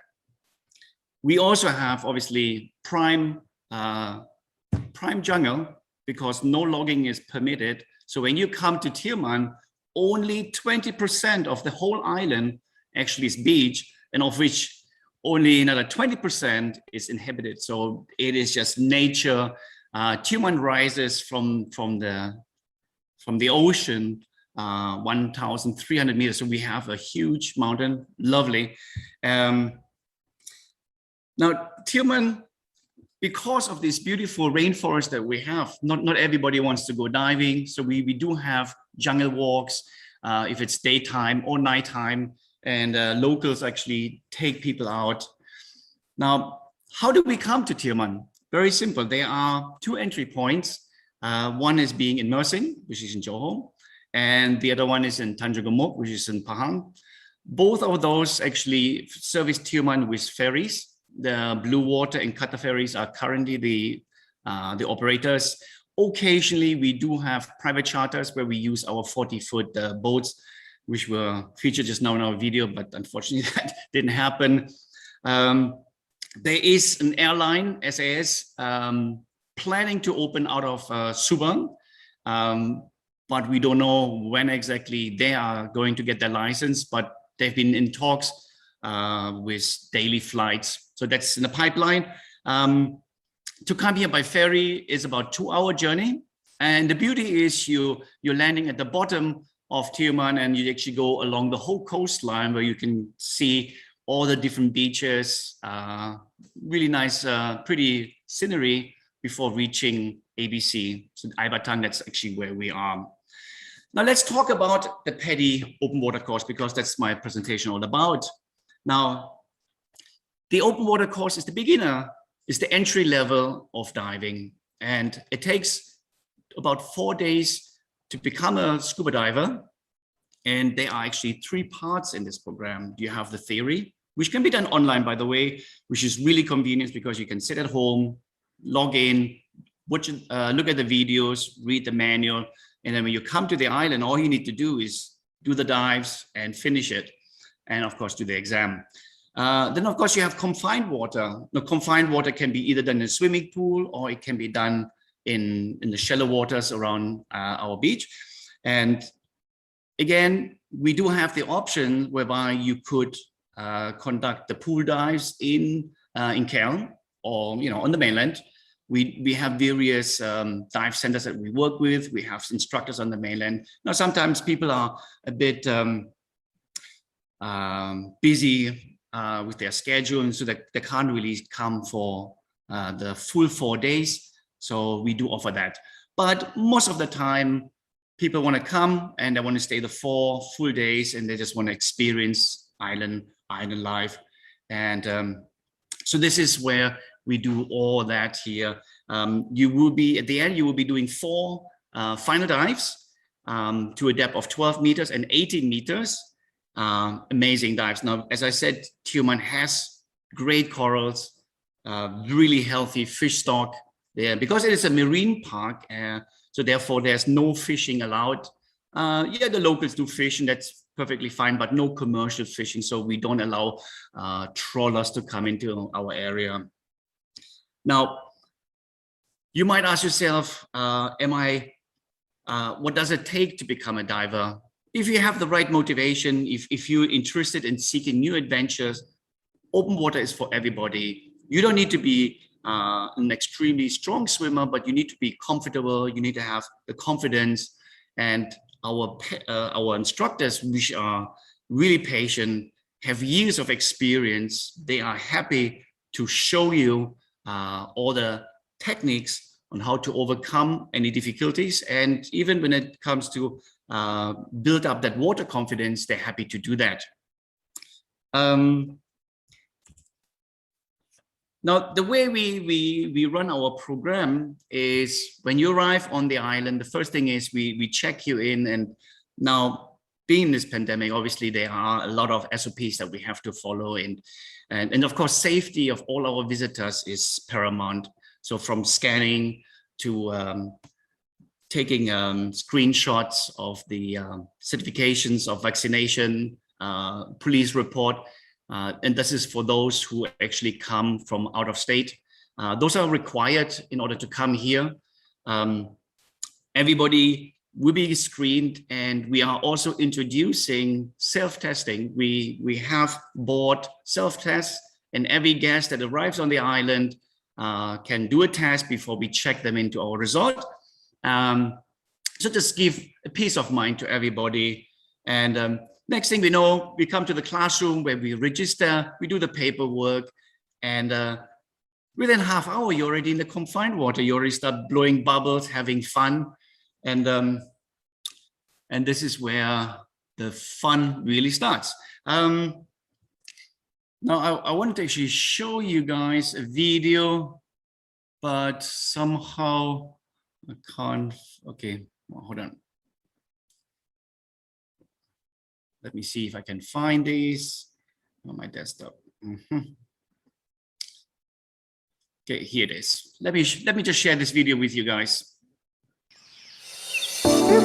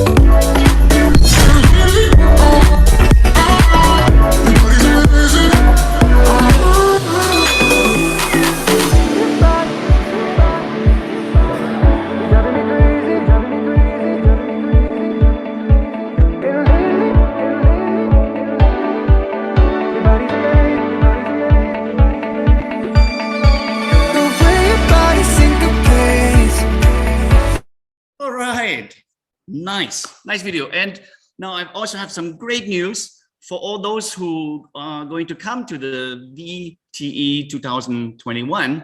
PADI Asia Pacific has actually announced that they are going to sponsor some prize. So if you guys gonna come and visit us at Hall 12, come meet our sales agent. We're gonna talk about all the options that you guys have. And for those who sign up for any package, there will be a lucky draw, and prizes range from open water e-learning, which comes in all language, including Bahasa, Chinese, English, German, and so on.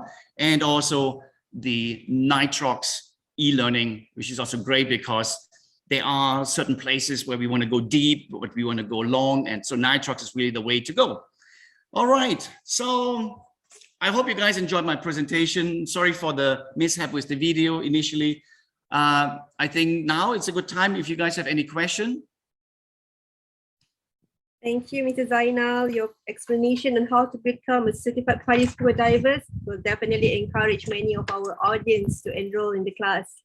Now we have a few questions, Mr. Zainal. Do you have any minimum weight to learn diving? Minimum weight? Yeah, minimum weight. Okay, when it comes to minimum weight, no. You need to be 10 to start your junior open water course. We have students of all sizes and shapes, and we have BCDs. The equipment we have BCDs for kids, because we also run children programs to extra large. So that's okay. There are no important is people need to feel fit, because they do need to carry a scuba cylinder which weighs about 15 kilos. If they can carry that, then it's okay. They're good to go. Okay, good. What about what about eyesight? All right, good question. We have standard masks, but we do have guests that they need power lenses. So we do have a whole range from prescription lenses. Now people have two options. Either they wear contact lenses, because the thing is, if we give them power lenses, glasses with power lenses, if they take them off, then they, it might be a bit blur, especially on the boat. But if they have the contact, even if they remove the mask, they can still see. So it's an option. I would always recommend wearing contacts because it is safe, and chances of losing them is almost impossible. Okay, great, thank you. Okay, do you have any minimum age to start the PADI program? Well, as I said just now, we do have children programs. So for instance, the SEAL team and the Bubble Maker, which starts at 8, fantastic for family experience. So this is where we take these young kids out to the confined water, play with Nemo, show them the reef. But in order to become a certified scuba diver, 10 years is the junior. This is where they are permitted to dive to 12 meters, initially only with an instructor or their parents. And then once they become 15 years, that certification, that junior certification automatically becomes an adult, and then they're permitted to go to 18 and beyond. Okay, great. So, okay, do you have a one-to-one class or you need in a group? All right. Yeah, a lot of people actually come and have that question, or can I just come by myself? Yes, absolutely, because we want to offer flexibility to people, and not always people coming in the group. So because we have courses starting literally every day, so we would always put you in a small group, usually about 2 to 4, and it's nice. You come here, you get to know, you get to meet new people, share their experience, because in scuba diving, the buddy system, of course, is very important. So you need to preferably learn with somebody of your experience.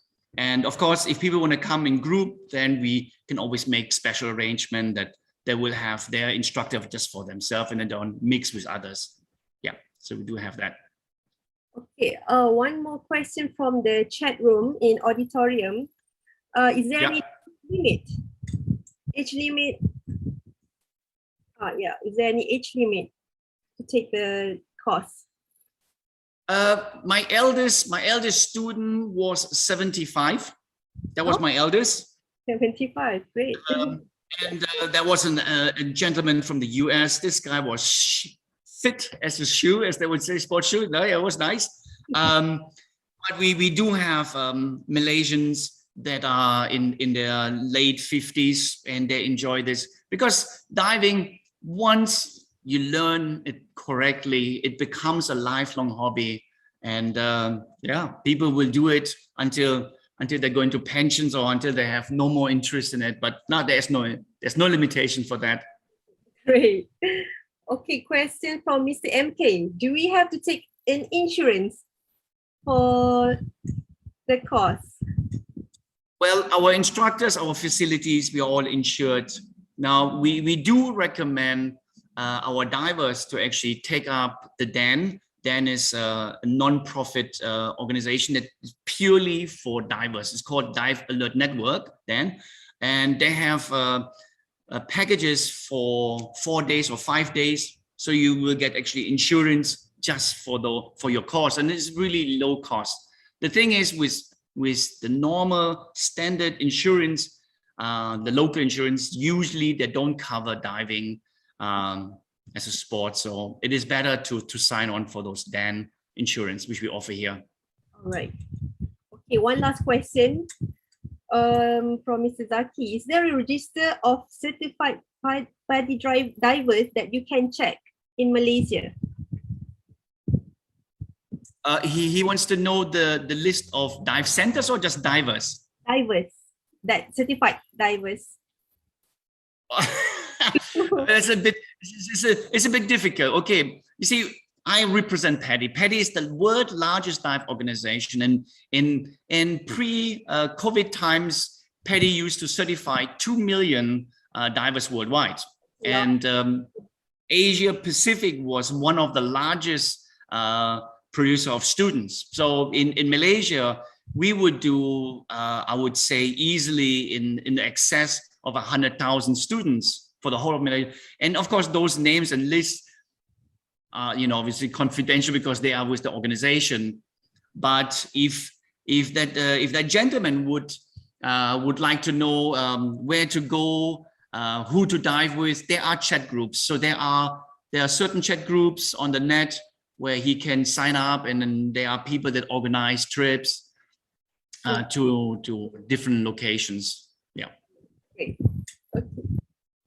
No more questions, I guess. Okay. Thank you, Mr. Zainal. Yeah. Thank you for having me. All right. Thank you so much. Bye. Bye. Okay. Our next speaker, I would like to introduce you to Cik Izzati Khalid from Adventure 360 Tours Sdn Bhd. She will be speaking to us by asking us, apa ada di Perak? Cik Izzati? Okay, thank you, Puan Dian. The session is yours now. All right. Okay, thank you so much to Puan Dian, and Assalamualaikum and a very good afternoon to everyone. Before I get started, I would like to give serangkap pantun to you all. Okay. Terbang riang si burung kenari, singgah sebentar di atas dahan. Mohonlah bercuti dalam negeri, pastikan Perak menjadi pilihan. Okay, my name is Izzati Khalid from Adventure 360 Tour Sdn Bhd, and today I would like to share with you guys about what do we have in Perak. Ada apa dekat Perak ni kan? Tapi sebelum tu, I nak share sedikit video from Tourism Perak regarding destination yang kita ada dekat Perak ni. Yeah, I share sekejap.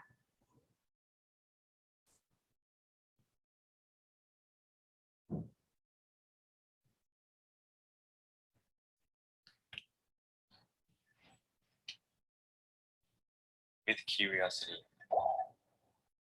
comes the need to seek adventure. Memories you choose to keep are solely yours to create,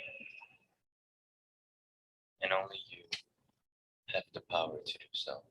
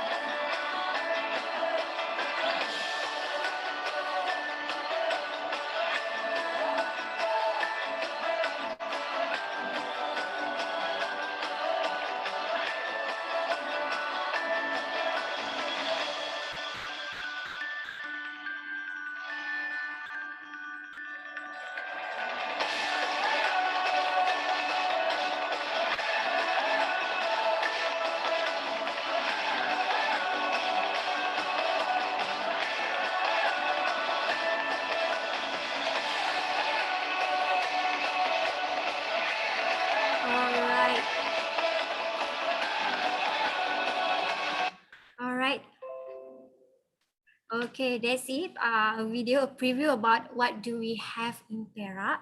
So I will share my presentation to you guys. Hold on. Okay. So any Perakian here? Ada apa dekat Perak ni? First of all, my name is Izzati Khalid from Adventure 360 Tours Sdn Bhd. Basically, we are based in Ipoh, Perak. And today I would like to talk a little bit about my company, what are the things you can do in Perak, and what are the destination you can go when you arrive at Perak. So, okay, Adventure 360 Tours Sdn Bhd is a registered travel agent based in Ipoh, Perak, and we are focused in packages more to adventure, nature, culture, and sport packages. And also we do some MICE packages and team building. So where where to go in Perak.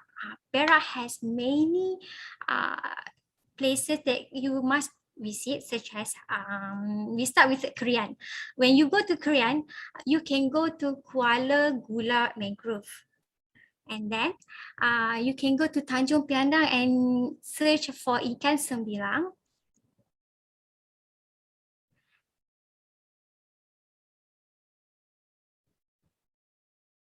Hold on.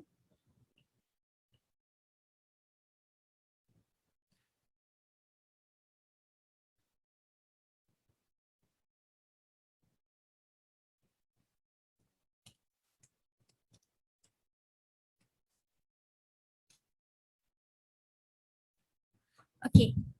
Then we have Selama. What do we have in Selama? Selama is rich with nature activities, nature packages, such as they have 7 waterfalls that need to discover. We also have Ulu Perak, which is famous with Royal Belum. We also have Kuala Kangsar, which is famous with Royal Town. We do have Ipoh with leisure activities, Kampar with whitewater rafting, Manjung with Sungai Burung Chetty, Sungai Sembilang, and also Bagan Datuk. Dekat Hilir Perak pula, kita terkenal dengan Leaning Tower dekat Teluk Intan. And then dekat Batang Padang pula, kita ada Sungai Kelah dan Kuala Lumpur. Dan banyak lagi tempat yang sangat menarik untuk kita explore dekat Perak ni. Okay, next. I think the slide not working.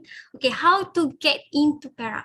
Okay, untuk ke Perak ni kita boleh datang by train, which is you can book ETS saja from Padang Besar to Kuala Lumpur ataupun Singapore, so direct to Ipoh.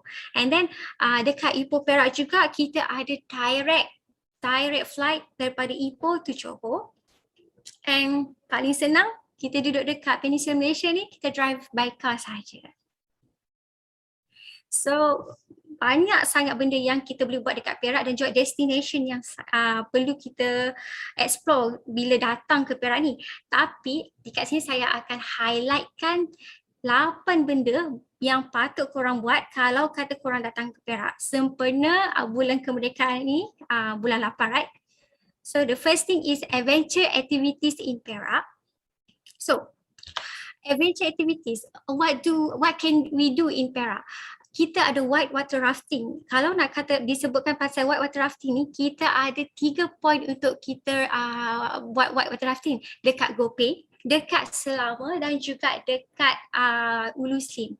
Dan juga bagi mereka yang minat untuk main ATV ni, kita ada di Gopeng kita ada ATV adventure. Kita juga ada di Bukit Larut dekat Taiping, ATV adventure Larut. Dan bagi mereka yang suka camping, banyak sangat sites untuk kita bercamping dan juga ada glamping site di Gopeng. Kita juga ada paragliding, kita juga boleh buat tubing, caving Gua Tumpurong, caving Gua Kandu, hiking, ada zipline di Lost World of Tambun dan juga go-kart di Tanjung Maling. Dan kita ada houseboat Royal Belum. Kita cakap berkaitan Royal Belum ni, Royal Belum ni is one of destination that must visit by visitors. So Royal Belum ni dia ada few packages, which is kita ada houseboat packages, we have day trip, kita juga ada resort Royal Belum di Royal Belum lah. This is gambar one of houseboat that available in Royal Belum lah. So and then the third is UNESCO World Heritage Site. Okay, as we know that Lenggong Valley has been declared as UNESCO World Heritage Site in 30th June 2012. Dekat Lenggong ramai je tak tahu. Orang hanya tahu pasal Perak Man. Tapi there are so much destination you can visit, such as Selatan Kekabu, Museum Archaeology, Rumah Tiang 16, Chalet Captain Rosalie, Masbro Hidden Village, Camp Amazing Legacy, Kuak Highlands yang tengah famous sekarang ni, Tasik Rabang you guys boleh memancing, dan juga ada galeri Akik Haji dan many more to explore. Bercakap tentang Perak, foodie adventure ni sangatlah, kalau everyone travel, memang orang suka untuk mencari makan. So Perak juga sama seperti Penang, banyak makanan nak dieksplor. We have our own nasi kanja. We do have our own laksa. Laksa Perak ni ada macam-macam. Ada laksa sarang, ada laksa Kuala, ada laksa mi pangko. And then kita juga ada kita ada soya fountain, and then kita ada yang paling famous dekat sini pun nasi ayam Hainan. So kalau datang ke Perak, jangan lupa untuk browse dekat internet, ada banyak kafe-kafe hipster, ada banyak juga restoran-restoran yang menjadi recommended untuk korang explore. So another packages that we sell is kampung experience. So bercakap berkenaan kampung experience ni, di Perak kita ada 11 homestay yang mengenakan package bagaimana korang nak rasa sendiri pengalaman berada di kampung. Since pandemic, ramai yang tak dapat balik kampung kan. So why not, kalau you guys nak try experience sesuatu yang baru, ambil package untuk homestay. Try di Perak, kita ada homestay Labu Kubong, kita ada homestay Sungai Kelah, kita ada homestay Kopeng, kita ada homestay Sungai Manik, kita ada homestay Kampung Bentang, banyak lagi. Dekat sini you can try to engage with local community, dengan kita boleh try aktiviti kampung dan juga merasai sendiri adat resam di kampung-kampung yang ada di Perak. So, bercakap tentang Perak. Perak juga adalah destination yang sangat terkenal untuk musim durian. Musim durian di Perak ni sangatlah menjadi menjadi ikawan, kerana dekat Perak ni kita bukan saja makan durian tepi jalan yang selalu yang kita ada. Kita juga mempunyai package makan durian, di mana package makan durian ni kita akan membuat aktiviti dengan orang kampung, dan juga kita akan makan tepi bendang, kita boleh mandi tali air, orang Perak panggil mandi tali air. Dan kita juga boleh buat beberapa aktiviti di kampung, seperti menaiki tram. Contohnya di homestay Labu Kubong sendirinya kita menyediakan package pusing kampung dengan menaiki tram, dan juga membuat beberapa aktiviti seperti menuri getah, boleh tengok pembuatan asam gelugur, boleh tengok madu kelulut dan pelbagai. So another one is Lost World of Tambun. So datang saja Ipoh memang sangat famous dengan water theme park dia, itu Lost World of Tambun. We do have package yang sangat interesting. Kalau korang datang ke booth kita orang, kita ada package tiket yang sangat-sangat rendah yang kita jual dengan harga serendah RM65, hanya boleh dapat di VTE ni saja. So korang kena datang ke booth kita orang, iaitu Adventure 360 Tours Sdn Bhd di Hall 7 Pavilion Tourism Perak. Okay. Aktiviti ke-8 yang korang wajib buat dan datang sekiranya ke Perak dan tak tahu nak ke mana adalah Dolphin Watch. Ramai sangat yang tak tahu yang Dolphin Watch ni dekat Taiping, di Kuala Sepetang ada Dolphin Watch. Selain kita buat boat tour, kita juga boleh ada season tertentu untuk kita melihat sendiri dolphin. Harga bermula daripada package boat tour tu tertakluk kepada beberapa orang yang ambil lah.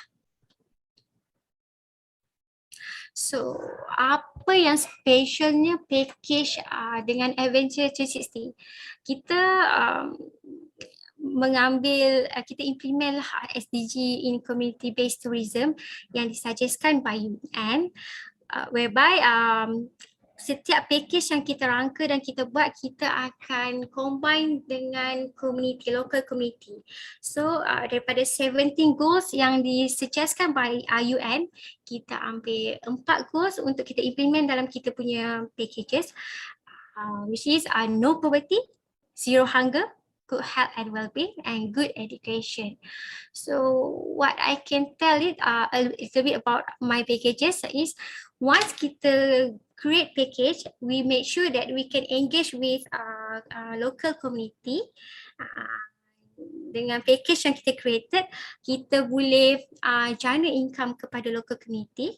So we'll make sure that kita harap dengan program-program tourism yang kita lakukan dengan local community akan mengurangkan kemiskinan di lokal, kawasan lokal tu lah.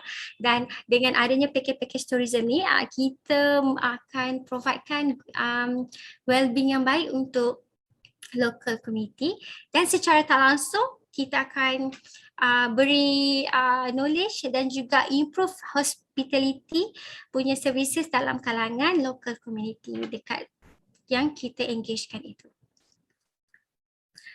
So bercakap berkenaan travelling, so since pandemic, we do aware dengan all SOPs yang telah diberi oleh pihak kerajaan.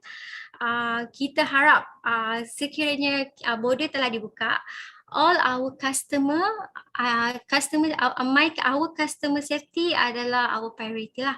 So our customer need to follow our SOP, which is our package include free C19 COVID-19 antigen screening. So kalau korang nak travel, korang jangan risau, kita dah providekan antigen kit tu untuk korang test dulu sebelum korang travel lah. So korang boleh tahu lah whether korang akan whether you guys are safe or not to travel. And then we make sure all our customer akan follow SOP, dan juga our guide semua perlulah mengikut SOP yang telah ditetapkan oleh kerajaan. So that's it. If you guys come to Perak and if you guys browse to VTE punya website, jangan lupa datang ke Hall 7 Pavilion Travel Perak lah. Visit our booth, itu Adventure 360, dan juga ada banyak lagi operators dalam Perak di Hall 7. Explore, jangan lupa stay safe and see ya. Terima kasih Cik Tadi. Wow, tak tahu pun dekat Perak ada dolphin. Ya, ada. Okay, let's see if you have questions from the audience. Okay, we have questions. What activities that you can do in Gopeng Perak?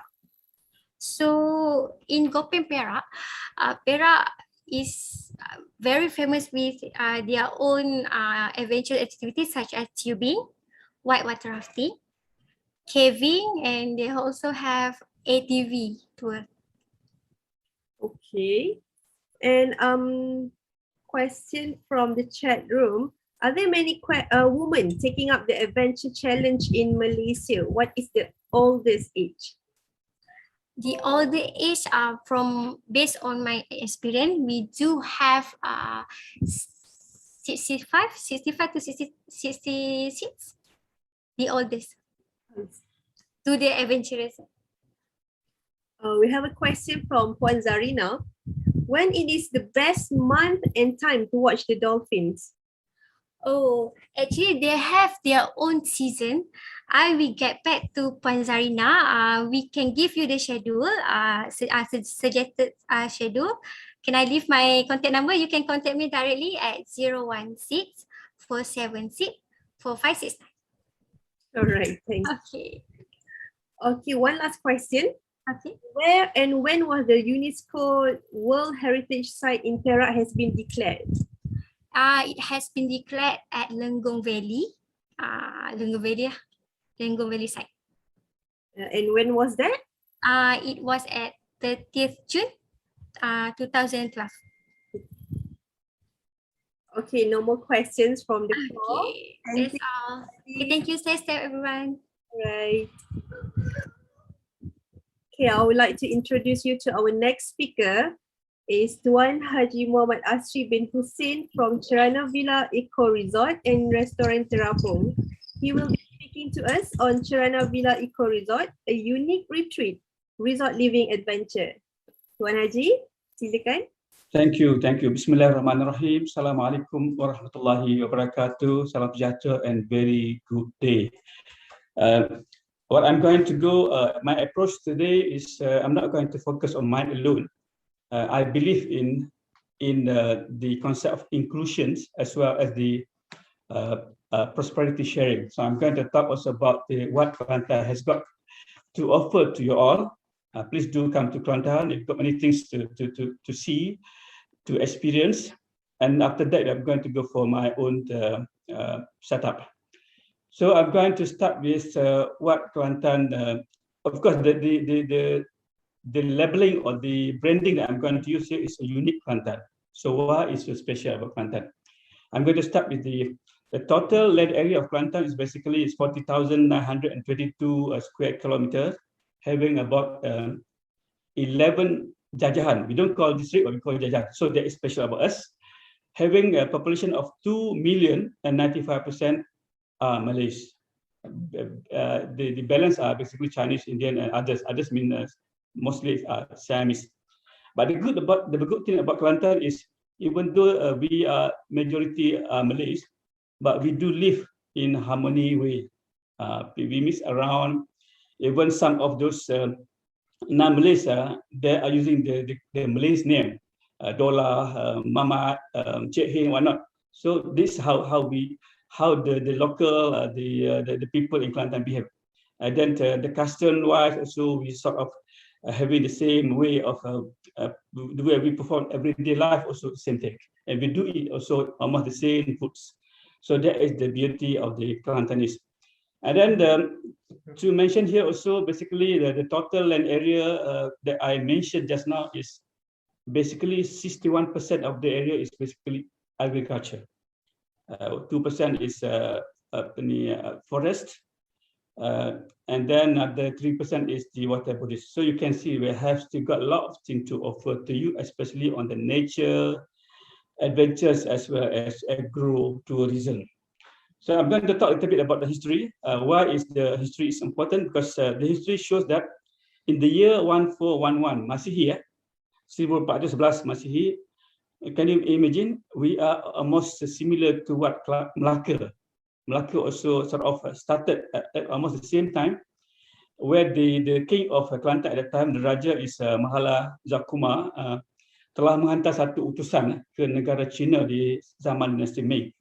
And then on the next year, the following years, 1512, the utusan rombongan balas telah dihantar daripada dinasti Ming ke negeri Kelantan. So you can see how close is our relationship between Kelantan and China. And then it was mentioned also the last China who also came to Kelantan. So that is the first point I would like to highlight here, the importance of history of Kelantan. And number two, if you're talking about the Empire Majapahit Barat, Kelantan has been recognized at the center of the empire, consists of Semenanjung, Cambodia, as well as Sumatra Utara. So you can see the second point that I'm going to highlight why Kelantan is so important in history. And then another point is that, can you see where is the state in Malaysia having a woman as a king? We have got Raja Perempuan Kelantan, namely Cik Siti Wang Kembang. And then this is also, I would say, maybe the philosophy or the spirit that she has given to the local. That's why Kelantanese women mostly involved in business. You go to Pasar Siti Gerajah, you can see about 80% of the sellers are women. So people are talking about the women engagement, whatnot, but we already been there for quite some time. So this is another special about Kelantan. Another thing is that we will also mention that the Kelantan as cradle of Malay culture, because of the many Malays, 95%, and we are actively involved in those cultural activities. Even now, still consistent. I mean, they're still involved in that. Say, for example, they do involved in the performance arts, seni silat. We have got Rebana Ubi, we have got Wa Uke, we have got Permainan Congkak, Gasing and whatnot. So until now, you can see that. So there is the beauty of Kelantan as compared to other places. So now I'm going to go for another one. Is I would like to also highlight the importance of Kelantan because of the that has been labeled as Serambi Mekah, Serambi Mekah, because those days, early days during the zaman abad 18, you can see that there were so many ulama Islam came to Kelantan. They had their so-called pondok. Kelantan has been recognized as a place where you can study on Islamic. So this is another point that I would like to highlight. So until now, you can see many pondok agama education in terms of pondok still exists in Kelantan. Now we go for what do we have in terms of tourism? The slides shows the entire Kelantan state, and I have classified into about 8 products there. Namely, we have got nature eco tourism with the color green there. And we have got the dot with the red color is the spiritual. Spiritual means it's a combination of the Islamic product tourism as well as non-Islamic. Non-Islamic means we have got Siamese, we have got Buddhist, we've got a lot of temples in Kelantan still exist. And then we go for the CBT, community-based tourism, in with the color purple there, and we go for the traditional commercial shopping with the blue color, and we have got coastal line there. We have got 70 kilometers distance, the coastal line from this Tempat Genting until the Pantai Bisikan Bayu in Pasir Puteh. We got the coastal activity there, and then we have got also border towns with the color black. We have got 3 border towns. One is namely Pekalan Kubo, we have got Rantai Panjang, we have got Bukit Bunga in Tanah Merah. And then cultural also there, I mean with the orange color, and then we have got also the historical. So can you imagine, we have got almost all tourism products in Kelantan, which you can choose. So I'm not going to tell one by one, but of course you can see that where the spot is. So you can see that the green color is the nature, and other colors are reflecting the different category of tourism products. So you can probably visit this our hall later. We are at hall number 14 under State Kelantan. So let's move to my own resort under Sharana Villa Eco Resort. So basically, I would like to simplify here that we are located at about 7 kilometers to the airport and about 10 kilometers to the Kota Baru town. And you can see we are facing the main road leading to Kuala Besut. You want to go to Kuala Besut for JT, for Pulau Panjang, you can stop at our place for some dining activities, or you can also maybe overnight at our place. And then the next slide shows some of the philosophy that we are trying to tell or try to develop. Basically, the Cerana means Tepak Sireh. What is inside Tepak Sireh? You can see, go back there. Cekati also there, the Daun Sireh also there, which does reflect certain level of, I would say, is diversity, kepelbagaian. We have certain level of cooperation and coordination, certain level of togetherness, because we believe in togetherness, we believe in those activities.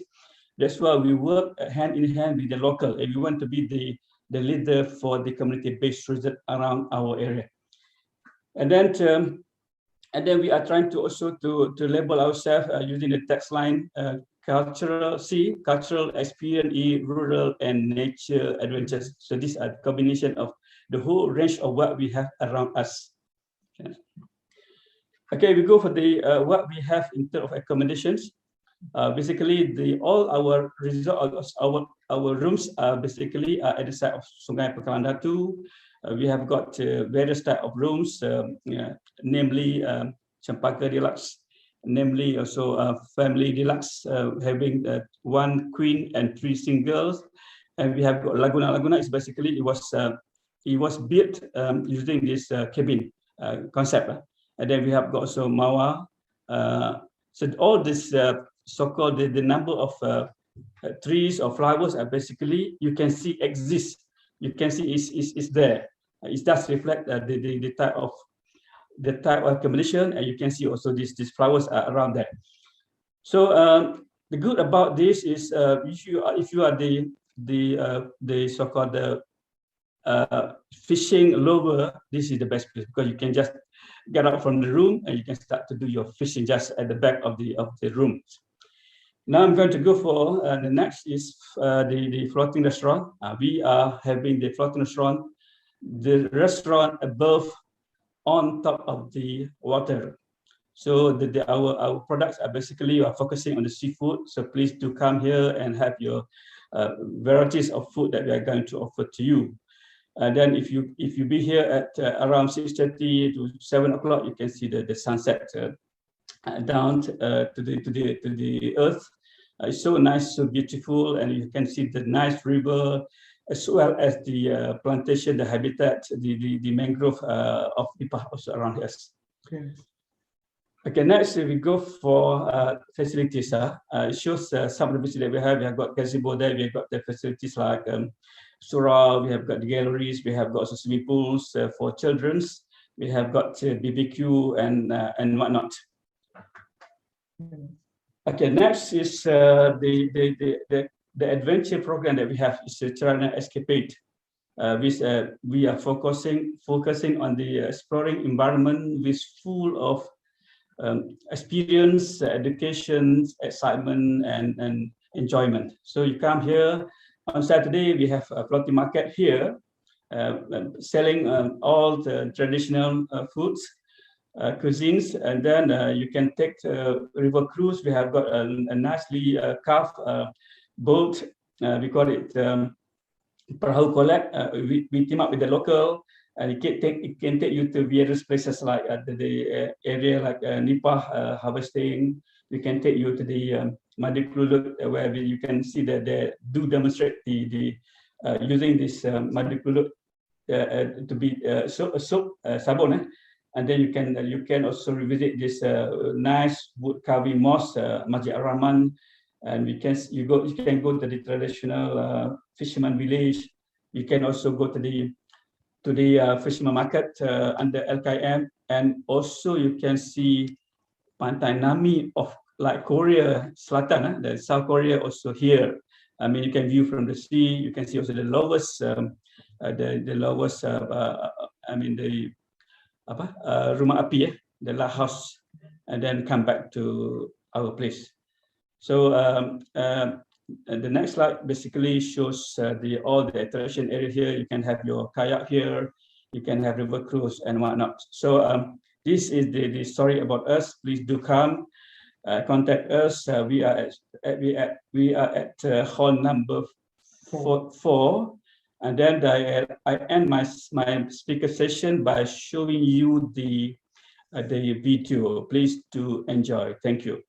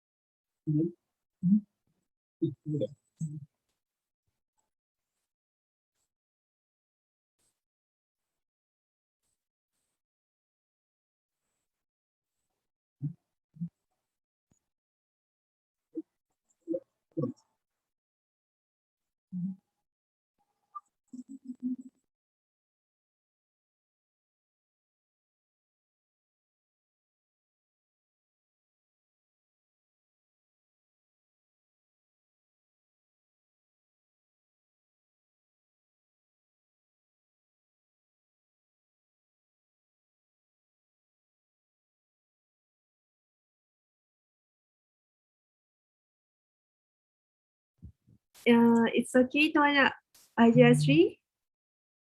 I think you're having a difficulty in playing the video, right?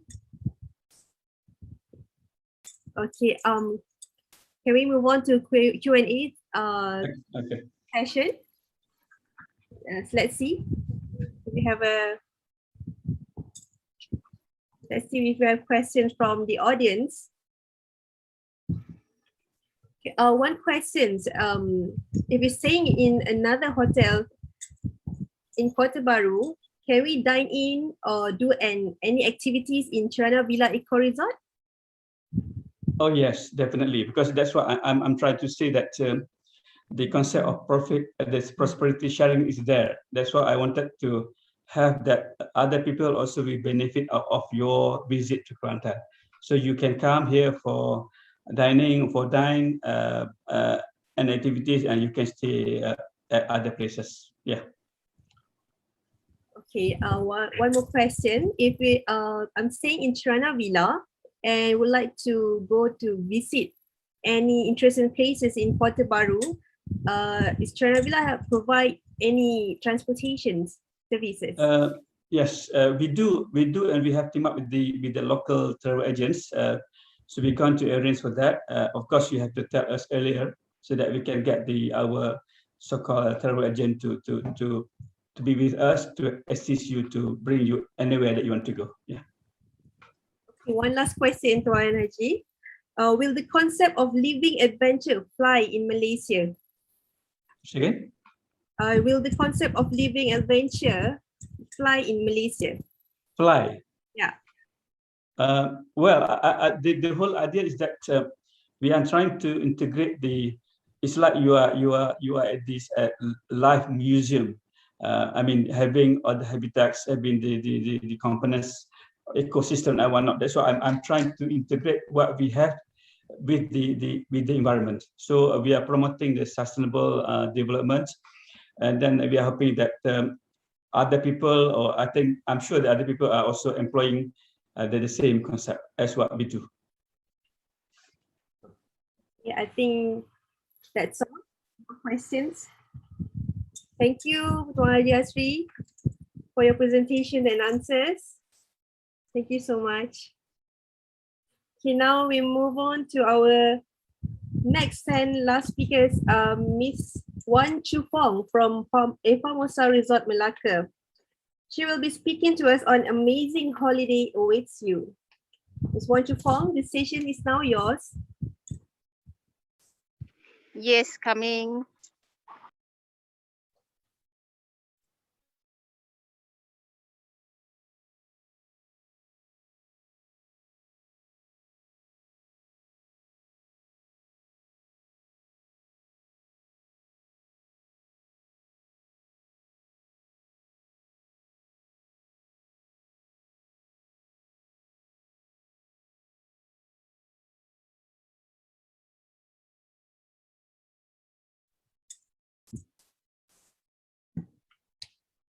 While waiting for Miss Wan Fong, again, a reminder to all audience, if you have any questions to ask to our speakers, please make sure you click on your Q&A button and please click the Ask button. It's on below of your panel, and click there and you can send a question there.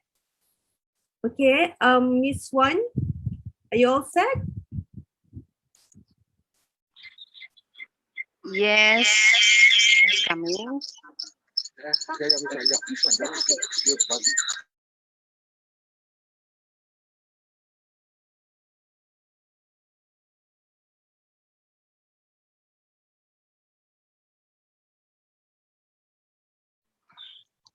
Okay. Halo, selamat datang dan selamat datang ke Virtual Tourism Expo 2021. Apa khabar semua? Dan selamat datang juga ke Efamosa Resort yang terletak di Alur Gajah Melaka. Dan Efamosa Resort ini merupakan satu destinasi pelancongan yang menjanjikan anda dan keluarga anda apa yang dikatakan pelancongan yang ternyata sekali luar biasa, pengalaman luar biasa. Dan hari ini Efamosa Resort ini terluas sebanyak 520 hektar. Dan di dalam Efamosa Resort juga terdapat pelbagai attraction. Di antaranya, pertama kita ada Efamosa Safari, Animal World of Safari. Kita ada juga Efamosa Water Theme Park. Kita ada juga Efamosa Golf and Resort. Kita ada juga Efamosa Sport and Recreation. Kita ada juga Efamosa Condotel. Kita ada juga Efamosa Villa. Macam-macam ada di sini. Pendek-pendekkan cerita, memang ada macam-macam untuk semua orang sekiranya anda datang ke Efamosa Resort. Dan hari ini, sekarang ini kita berada di salah satu attraction yang ada di Efamosa Resort, iaitu Efamosa Safari Wonderland ataupun Efamosa Animal World of Safari, yang mana di dalam ini, di tempat ini terdapat pelbagai jenis haiwan, lebih kurang 250 spesies haiwan ada di sini. Dan sekarang mari kita bawakan kepada anda antara keluarga yang ada di sini, iaitu merupakan kata orang tu keluarga rusa yang terkecil, iaitu pelanduk. Tetapi pelanduk ni amat sensitif, mudah merajuk, mudah kemurungan. Okey. So, sekarang ini kita akan bergerak pula. Tadi saya dah sebut, iaitu kita ada 250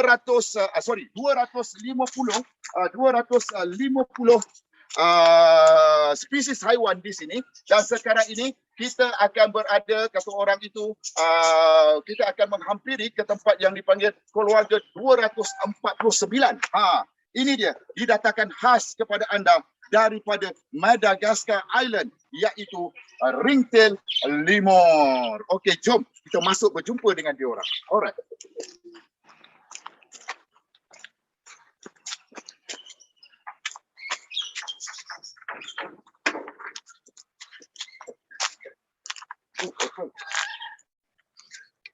Okey, jom kita akan masuk bersama dengan diorang. Ini dia, ringtail lemur berasal daripada Madagascar Island. Wah, jangan risau, mereka cukup jinak. Sekejap ya, saya ambil apple sekejap. Mana apple saya?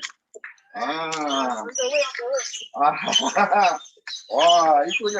Sebab haiwan-haiwan di tempat ini ataupun di Animal World Safari, mereka merupakan haiwan-haiwan yang jinak, ya? Yang mana pengunjung boleh memberi makan kepada mereka seperti ini. Tengok cukup jinak haiwan-haiwan yang ada di sini. Tu dia. Mana lagi 2 ekor? Dia ada 2 ekor jantan, 2 ekor betina. Ai, sini jangan takut. Oi. Mana lagi? Main. Alright. Okey tuan-tuan dan puan-puan, hari ini bersempena dengan Virtual Tourism Expo 2021, kita menawarkan pelbagai tawaran yang cukup menarik kepada anda semua pada hari ini. Okey, pertama, ini merupakan kata orang tu tawaran yang cukup istimewa untuk kita semua yang didatangkan khas kepada anda oleh pihak resort kita, ya. Pertama, ini dia. Annual pass untuk ke mana? Untuk ke safari, Animal World of Safari dan juga water theme park. Untuk Animal World of Safari, okey, terdapat pelbagai kata orang tu tarikan yang ada di sini. Di antaranya, apa dia? Pertama, kita ada pengunjung kita, di sana kita nampak ada truck sana tu, ada tempat truck station sana tu, yang mana pengunjung kita boleh mengambil ambil yang dikatakan sebagai safari adventure truck ride. Tu antaranya. Yang mana pengunjung akan masuk ke dalam truck dan truck ini akan membawa pengunjung kita masuk ke kawasan haiwan yang dilepaskan bebas di dalam sana. Biasanya kita tengok haiwan di dalam kandang. Tetapi di sini, maka semua pengunjung kita terpaksa duduk di dalam kandang sebab haiwan-haiwan dilepaskan secara bebas di dalam kawasan safari sana. Selain daripada itu, terdapat juga 4 pertunjukan utama di dalam Formosa Animal World of Safari. Pertama, di pagi hari kita ada pertunjukan Elephant Encounter ataupun pertunjukan gajah. Selepas itu, kita ada pertunjukan pelbagai haiwan ataupun dipanggil multi-animal fun play. Selepas itu kita ada Color of the Birds. Dan jangan lupa, ada satu pertunjukan yang anda tidak boleh lepaskan peluang bila datang kemari, iaitu Wild West Show, yang mana biasanya anda tengok di TV, Red Indian, cowboy, tembak-menembak. Tetapi di sini, di depan mata anda, mereka bergaduh, mereka tembak-menembak bersama di antara satu sama lain. Mantap sekali di sana. Selain daripada itu, jangan lupa, di sini juga ada, anda boleh menaiki boat pergi ke Pulau Monyet ataupun Monkey Island. Dan di sini juga ada petting zoo ataupun dipanggil walk through area, yang mana anak-anak anda boleh masuk, boleh bagi makan haiwan di sana. Selain daripada itu juga ada juga reptile house yang mempunyai pelbagai tarikan, seperti apa dipanggil pond fishing, longkang fishing dan sebagainya. Dipendekkan cerita, ya Allah, kalau anda tak datang sini, memang anda rugi. Selain daripada itu, promosi ini juga merangkumi, ada rangkumi lagi, bukan satu saja, merangkumi juga untuk masukkan ke water theme park kita. Menarik, sebab apa? Water theme park kita ni antara yang terbesar, walaupun tak terbesar, tetapi antara yang terbesar ada di Malaysia ini, yang mana di sana, betul lah pesawat. Lupalah geng, kejap. Sebelah kiri dan kanan saya merupakan maskot. Apa dia? Official maskot untuk Formosa Resort. Yang ini nama dia, yang ni Momo. Dia lelaki. Yang ni Sasa. Dia perempuan. Lambailah sikit. Dia lambai lembut. Cuba ni lambai. Yang lelaki. Keren. Yang ni lambai sikit. Lembut. Tahulah ini lelaki, ini perempuan. Okey. Kita sambung balik ya. Okey, di water theme park terdapat pelbagai tarikan. Di antaranya, kat sana ada Wahaha Tsunami. Anda pernah dengar perkataan tsunami? Di sini ada Wahaha Tsunami, yang mana tiba-tiba saja akan dihantarkan ombak yang besar untuk anda melambung dan sebagainya. Tetapi guna pelampung tak berbahaya pun. Di sini juga anda selalu makan aiskrim. Kita ada big ice cream di sini. Itu dia tarikan dia. Dan di sini juga kita ada hula-hula. Okey, itu untuk orang besar-besar semualah. Tapi untuk anak-anak tidak ketinggalan adanya Arabian Village dan juga Kids Play Area, yang mana kedua-dua tempat ini direka khas untuk anak-anak. Dan yang paling penting, sekiranya sekarang ini anda bersempena dengan Tourism Virtual Expo ini, kalau anda dapatkan package RM69 ini, anda boleh masuk, hari ini masuk, besok masuk, lusa masuk, 365 kali pun boleh masuk. Sebab apa? Ianya tanpa had limit untuk anda masuk untuk selama 1 tahun. Apa tu? Oh, kejap Oh, kita tunggu sekejap lagi, kita ada. Tak sabar nak bagi kat korang package yang menarik ni. Alright, jangan lupa dapatkan annual pass kita hanya RM69 sahaja untuk setahun. Tanpa had limit berapa kali nak masuk, hari-hari nak masuk ke mana? Ke Water Theme Park dan juga Animal World of Safari. Okey, seterusnya. Nak tengok tak? Ada lagi menarik untuk anda. Apa dia? Ini dia. Anda ingin bersama keluarga? Boleh ambil package yang cukup murah. Hanya RM399 hari Isnin sampai hari Khamis. Kalau hujung minggu, harganya RM599. Untuk apa? Villa. Villa siap ada tau. Private swimming pool dalamnya. Kan best? Untuk anda dan keluarga anda. Okey, seterusnya. Ada lagi. Banyaknya korang kalau tak ambil memang rugi. Apa dia? Nampak tu? Hanya RM99 sahaja untuk anda dan keluarga anda duduk di Kondo Family Studio. Murah tak? Satu malam RM99. Mana nak dapat? Hanya di Formosa Resort Melaka. Dan kepada yang penggemar-penggemar menebas di waktu hari, di waktu pagi. Siapa dia? Pemain golf-golf kita lah. Sekarang special promosi untuk Virtual Tourism Expo 2021 ini. Ini dia, RM30 sahaja. Mana nak dapat? Di sini saja, di Formosa Golf and Resort. Tapi nak main tak kalah, nak main seorang-seorang. Bawa 8 orang kawan sekali jalan. Barulah meriah dah. Macam-macam boleh buat. Okey, mantap sekali. Dan dah lama dah kita bercuti, terutamanya kaum-kaum hawa dah lama tak pergi shopping kan. Berita gembira untuk anda yang mana kita punya Freeport Formosa Outlet akan dibuka 2 hari daripada sekarang. Pada 27 hari bulan kita akan buka. Apa lagi, siap-siapkan bajet anda. Gaji baru masuk kan. Untuk keadaan gaji dah masuk, jangan pergi tempat lain. Datang ke mana? Ke Freeport Formosa Outlet yang bakal dibuka pada 27 hari bulan ini. Hari-hari dibuka 12 hingga jam 8 malam ya. Dan sekiranya untuk package-package yang saya nyatakan tadi itu hanya anda boleh dapatkan bersempena dengan Virtual Tourism Expo 2021. Lain masa dah tak ada. Nak booking? Bookinglah sekarang bersempena Virtual Tourism Expo 2021. Okey. Alright, kita akan saya cut dulu. Kita akan bagi you all corporate video untuk maklumat lanjut.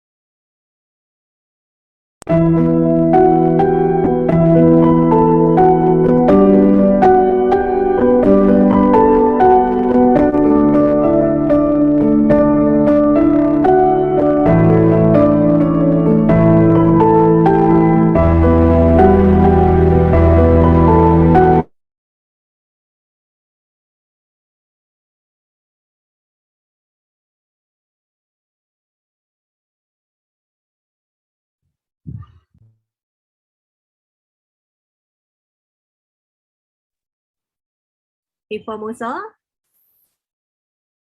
are you done with your presentation? Yes, yes. What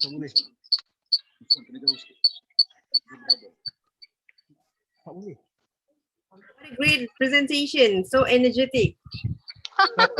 Thank you very much. Everyone loves it. Everyone in the auditorium so excited. Oh, thank you very much. Okay, we do have questions here. Yes. When is the commencement of theme park annual pass? Okay. Maybe everybody is asking about the same thing. All right, and then for this, what we call this annual pass. Okay, the annual pass is entitlement is for 365 days. But since we are for this commencement, is on the first day using it for the first time. And there is another condition that if until 31st of December 2021, the particular individual haven't used it, and then this 31st December 2021 will be the effective date to be start counting for 365 days. Okay, great. What is the facilities that we can find in the villa? Wow, villa. Wow, everybody asking about the villa. Yes. 399. Okay, but for this villa, actually is a 4-bedroom villas, and it has a very spacious. This one. There you go. As you can see, the price is very cheap, and as I mentioned earlier, it's going to be a 4-bedroom villas, and it got a very special living hall, dining hall, kitchen, fridge, and all the need that you need. And don't forget, you know what? Have a private swimming pool with your villa, so you can spend your time together with your family privately right over there. Thank you so much. Interesting package. So thank you again. No more questions from the audience. Now we will coming back to our speaker, Puan Latifah Jan from Golden Eagle Travel and Tours. Okay,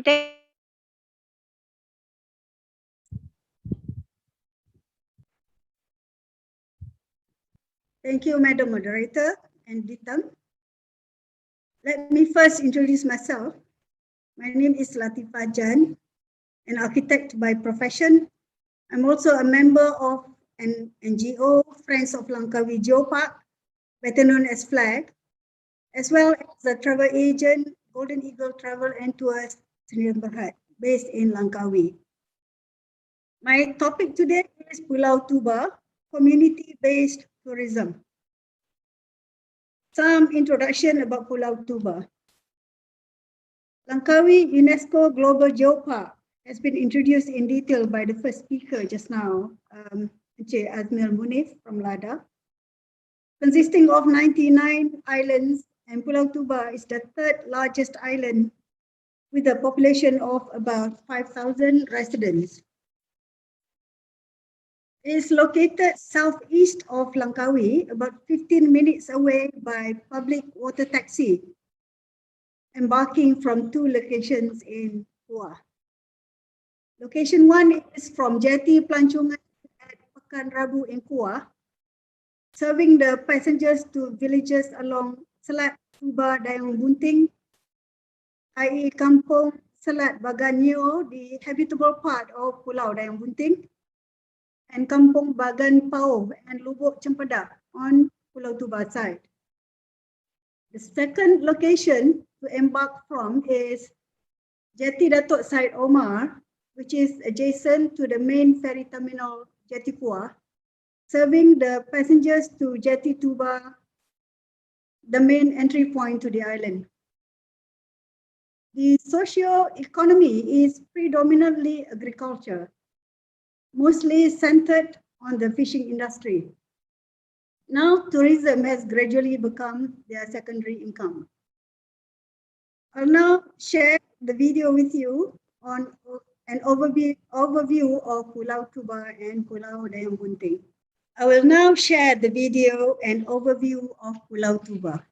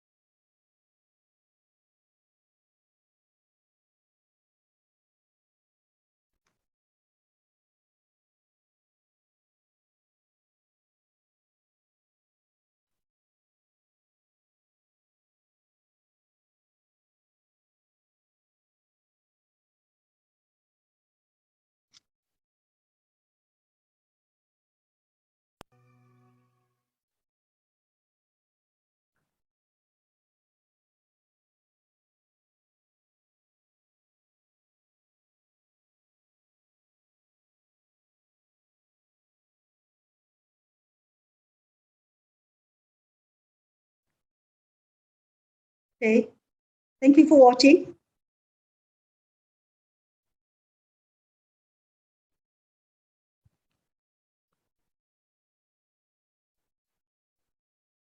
Thank you for watching. Let me continue with the presentation.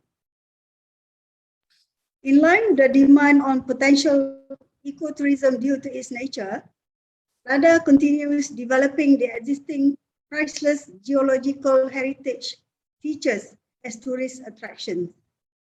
Example, the caves such as Gua Wang Buloh with amazing formation of stalactites and stalagmites. Wang Lebah limestone hill with the bee colonies. Bukit Kecil with a unique formation of folding limestone due to some ancient periodic tectonic forces, better known locally as Batu Lipat. These are the wonders of Langkawi UNESCO Global Geopark that can be found in Pulau Tuba. FLAG as NGO in collaboration with Golden Eagle Travel and Tours get closer into the community by promoting CSR to corporate groups or student groups in working with the community on the following subjects. Number one, conservation of mangroves along the bank of Selat Tuba Dayang Bunting. Number two, in collaboration with UKM and UITM Perlis, studies were done in developing the marine life conservation device, nicknamed APAHAL, short for Alat Pemeliharaan Hidupan Laut, also known as Fish Aggregating Device for the fishermen. It's done by creating heavy base by using recycled tires as a mold filled with concrete plus polypipes planted into it, forming some hairy elements.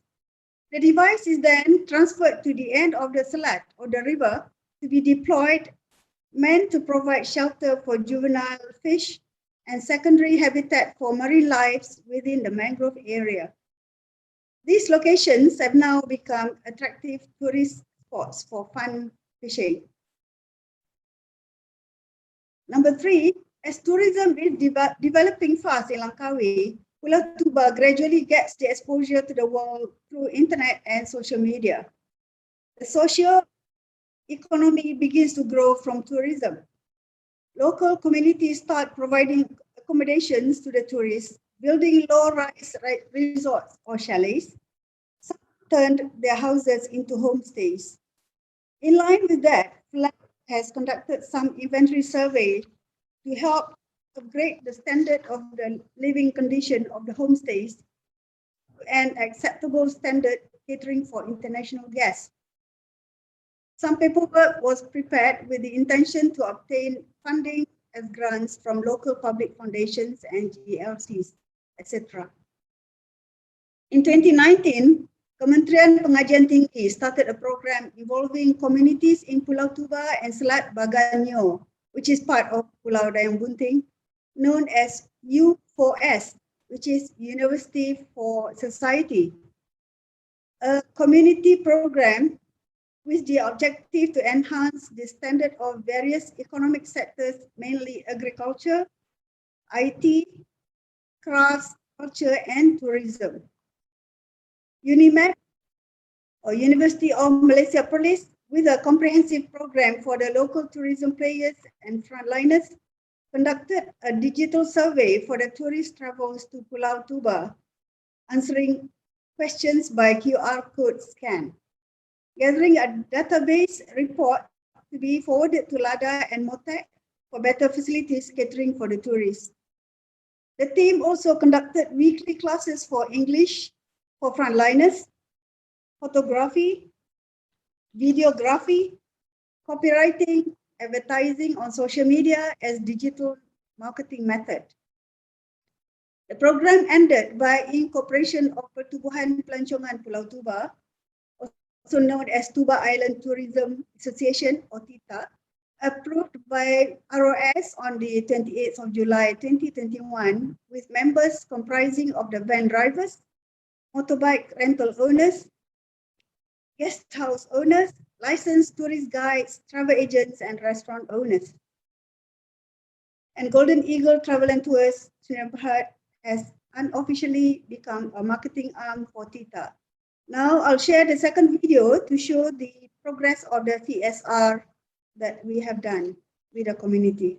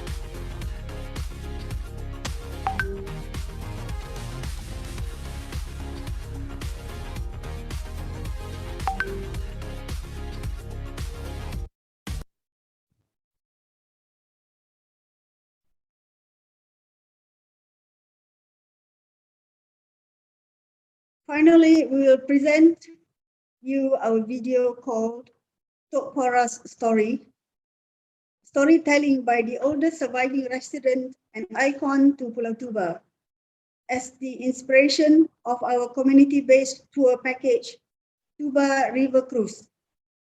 I will now present the video, the last video for the session.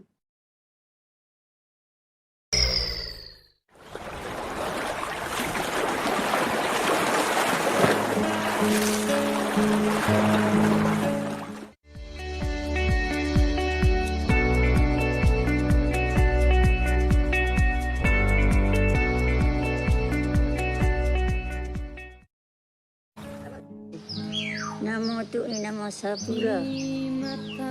Dalam pasport tu nama tu.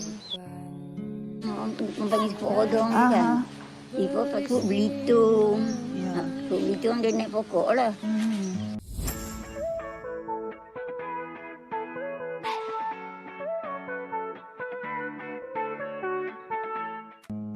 Malah ni lah baru ada orang tanah. We need to help protect our mangrove forests and plant more whenever we can.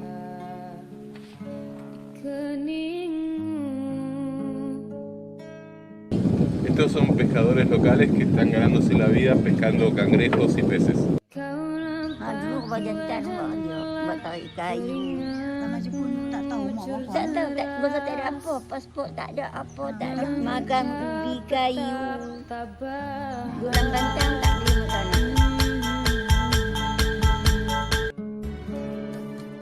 Dia Jepun ada lagi kot. Kau tak ada dah. Pasal? This is my first time collecting rubber. Hope I have good luck. Tapping the bark of the rubber tree. So you have to cut, slice off nicely. Then the rubber will come out and flow into the cup.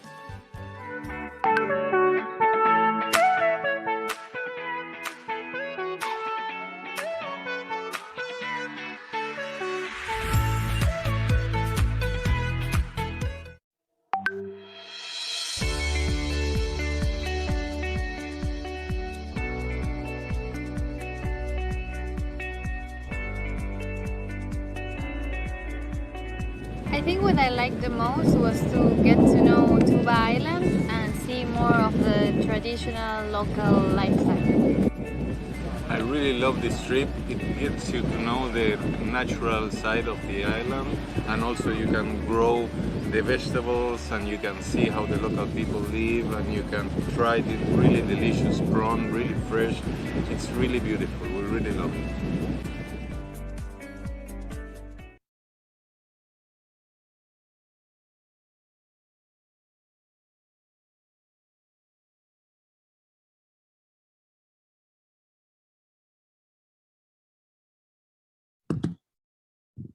Thank you, Puan Latifah Jan.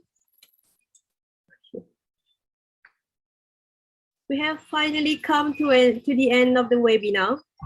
After listening to 10 speakers, I hope you have gained some useful insights on what our 10 speakers are offering. Thank you everyone for attending the exhibitors webinar and having the patience to wait until all the speakers have spoken. Tomorrow, 26 August, we will have another exciting webinar and official launching ceremony at 2:30 p.m. to 5 p.m. We will have a keynote speech by the Secretary General of MOTEC and then followed by a forum. The speakers for tomorrow's forum are experts in their field, and you will get a lot of information on how to operate your travel and tourism business in the post-COVID-19 era. The VTE 2021 webinar is still open, and you are advised to register to attend the webinar at the link www.ditpam.org/RSVP. Alternatively, you can also register by scanning the QR code in the poster. So before I end this session, goodbye to everyone until we meet again tomorrow afternoon on the VTE 2021 platform. I will end this session with a video from Chirana Villa, Kelantan. I am Izan Diana, your host, signing off. Good evening and have a good rest.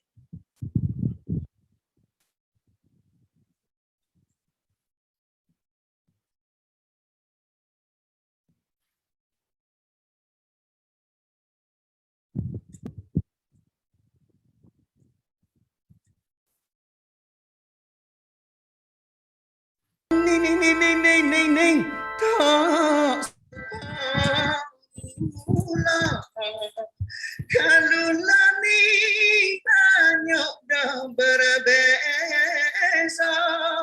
Mari sininglah adik kakak semua. Mari sininglah adik kakak semua. Jangan duk rusing, di sini semua ada berlaku.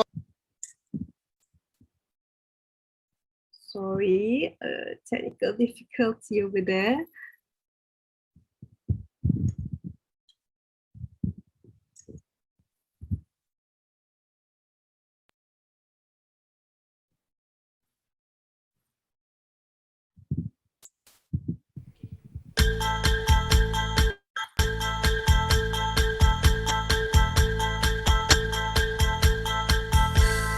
Kerana lo ning tak supa mula. Kalulah ni banyak dah berbeza. Mari sininglah adik kakak semua. Mari sininglah adik kakak semua. Jangan duk rusing, di sini semua ada berlaku.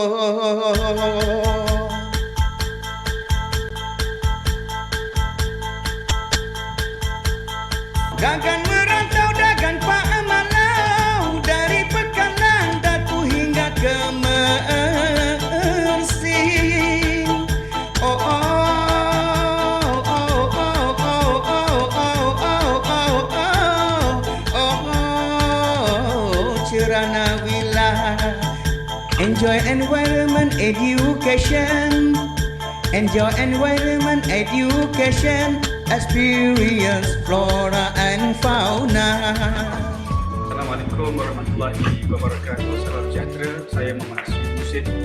Sekarang saya berada di Restoran Terapung Sana Villa Resort, Kampung Kerandatu, Seri Kota Baru Kelantan, yang terletak di dalam 7 km daripada lapangan terbang Sultan Ismail Putra Kuala Lumpur dan 10 km daripada Bandar Kota Baru, berhadapan dengan Jalan Raja Sakti.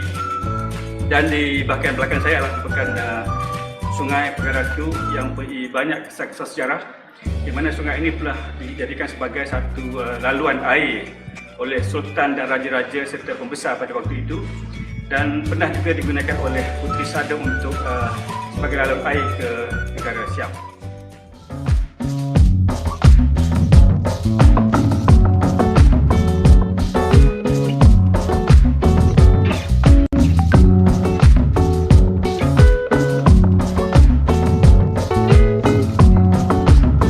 Hi guys. I guess we are now ready for our virtual tour. We are now going to several interesting places by boating around Serrana Villa and vicinity.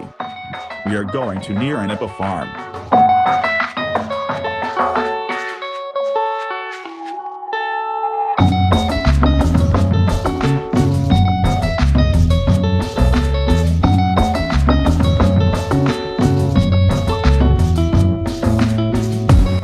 Wooden carving mosque at Kuala Gajah.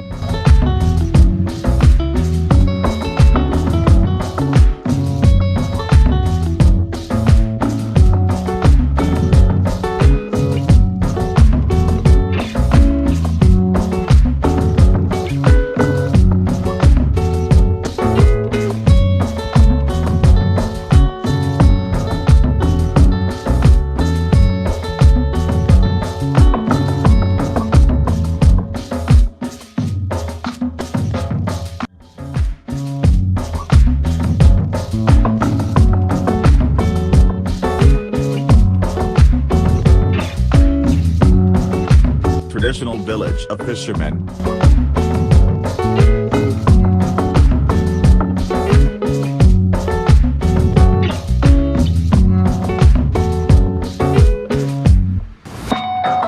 Fantai Nami, the shortest lighthouse at Fantai Sernak.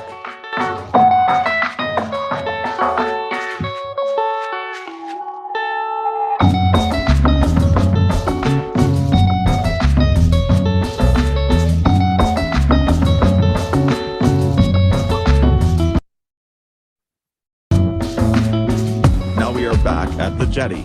How are you guys feeling? I hope you enjoy every second of our adventurous virtual trip just now. Hope to see each other again physically in the near future. Kerana lo ning tak supa mula, kalulah ning banyak dah berbeza. Mari sininglah adik kakak semua. Mari sininglah adik kakak semua. Jangan duk rusing. Di sini semua ada berlaku.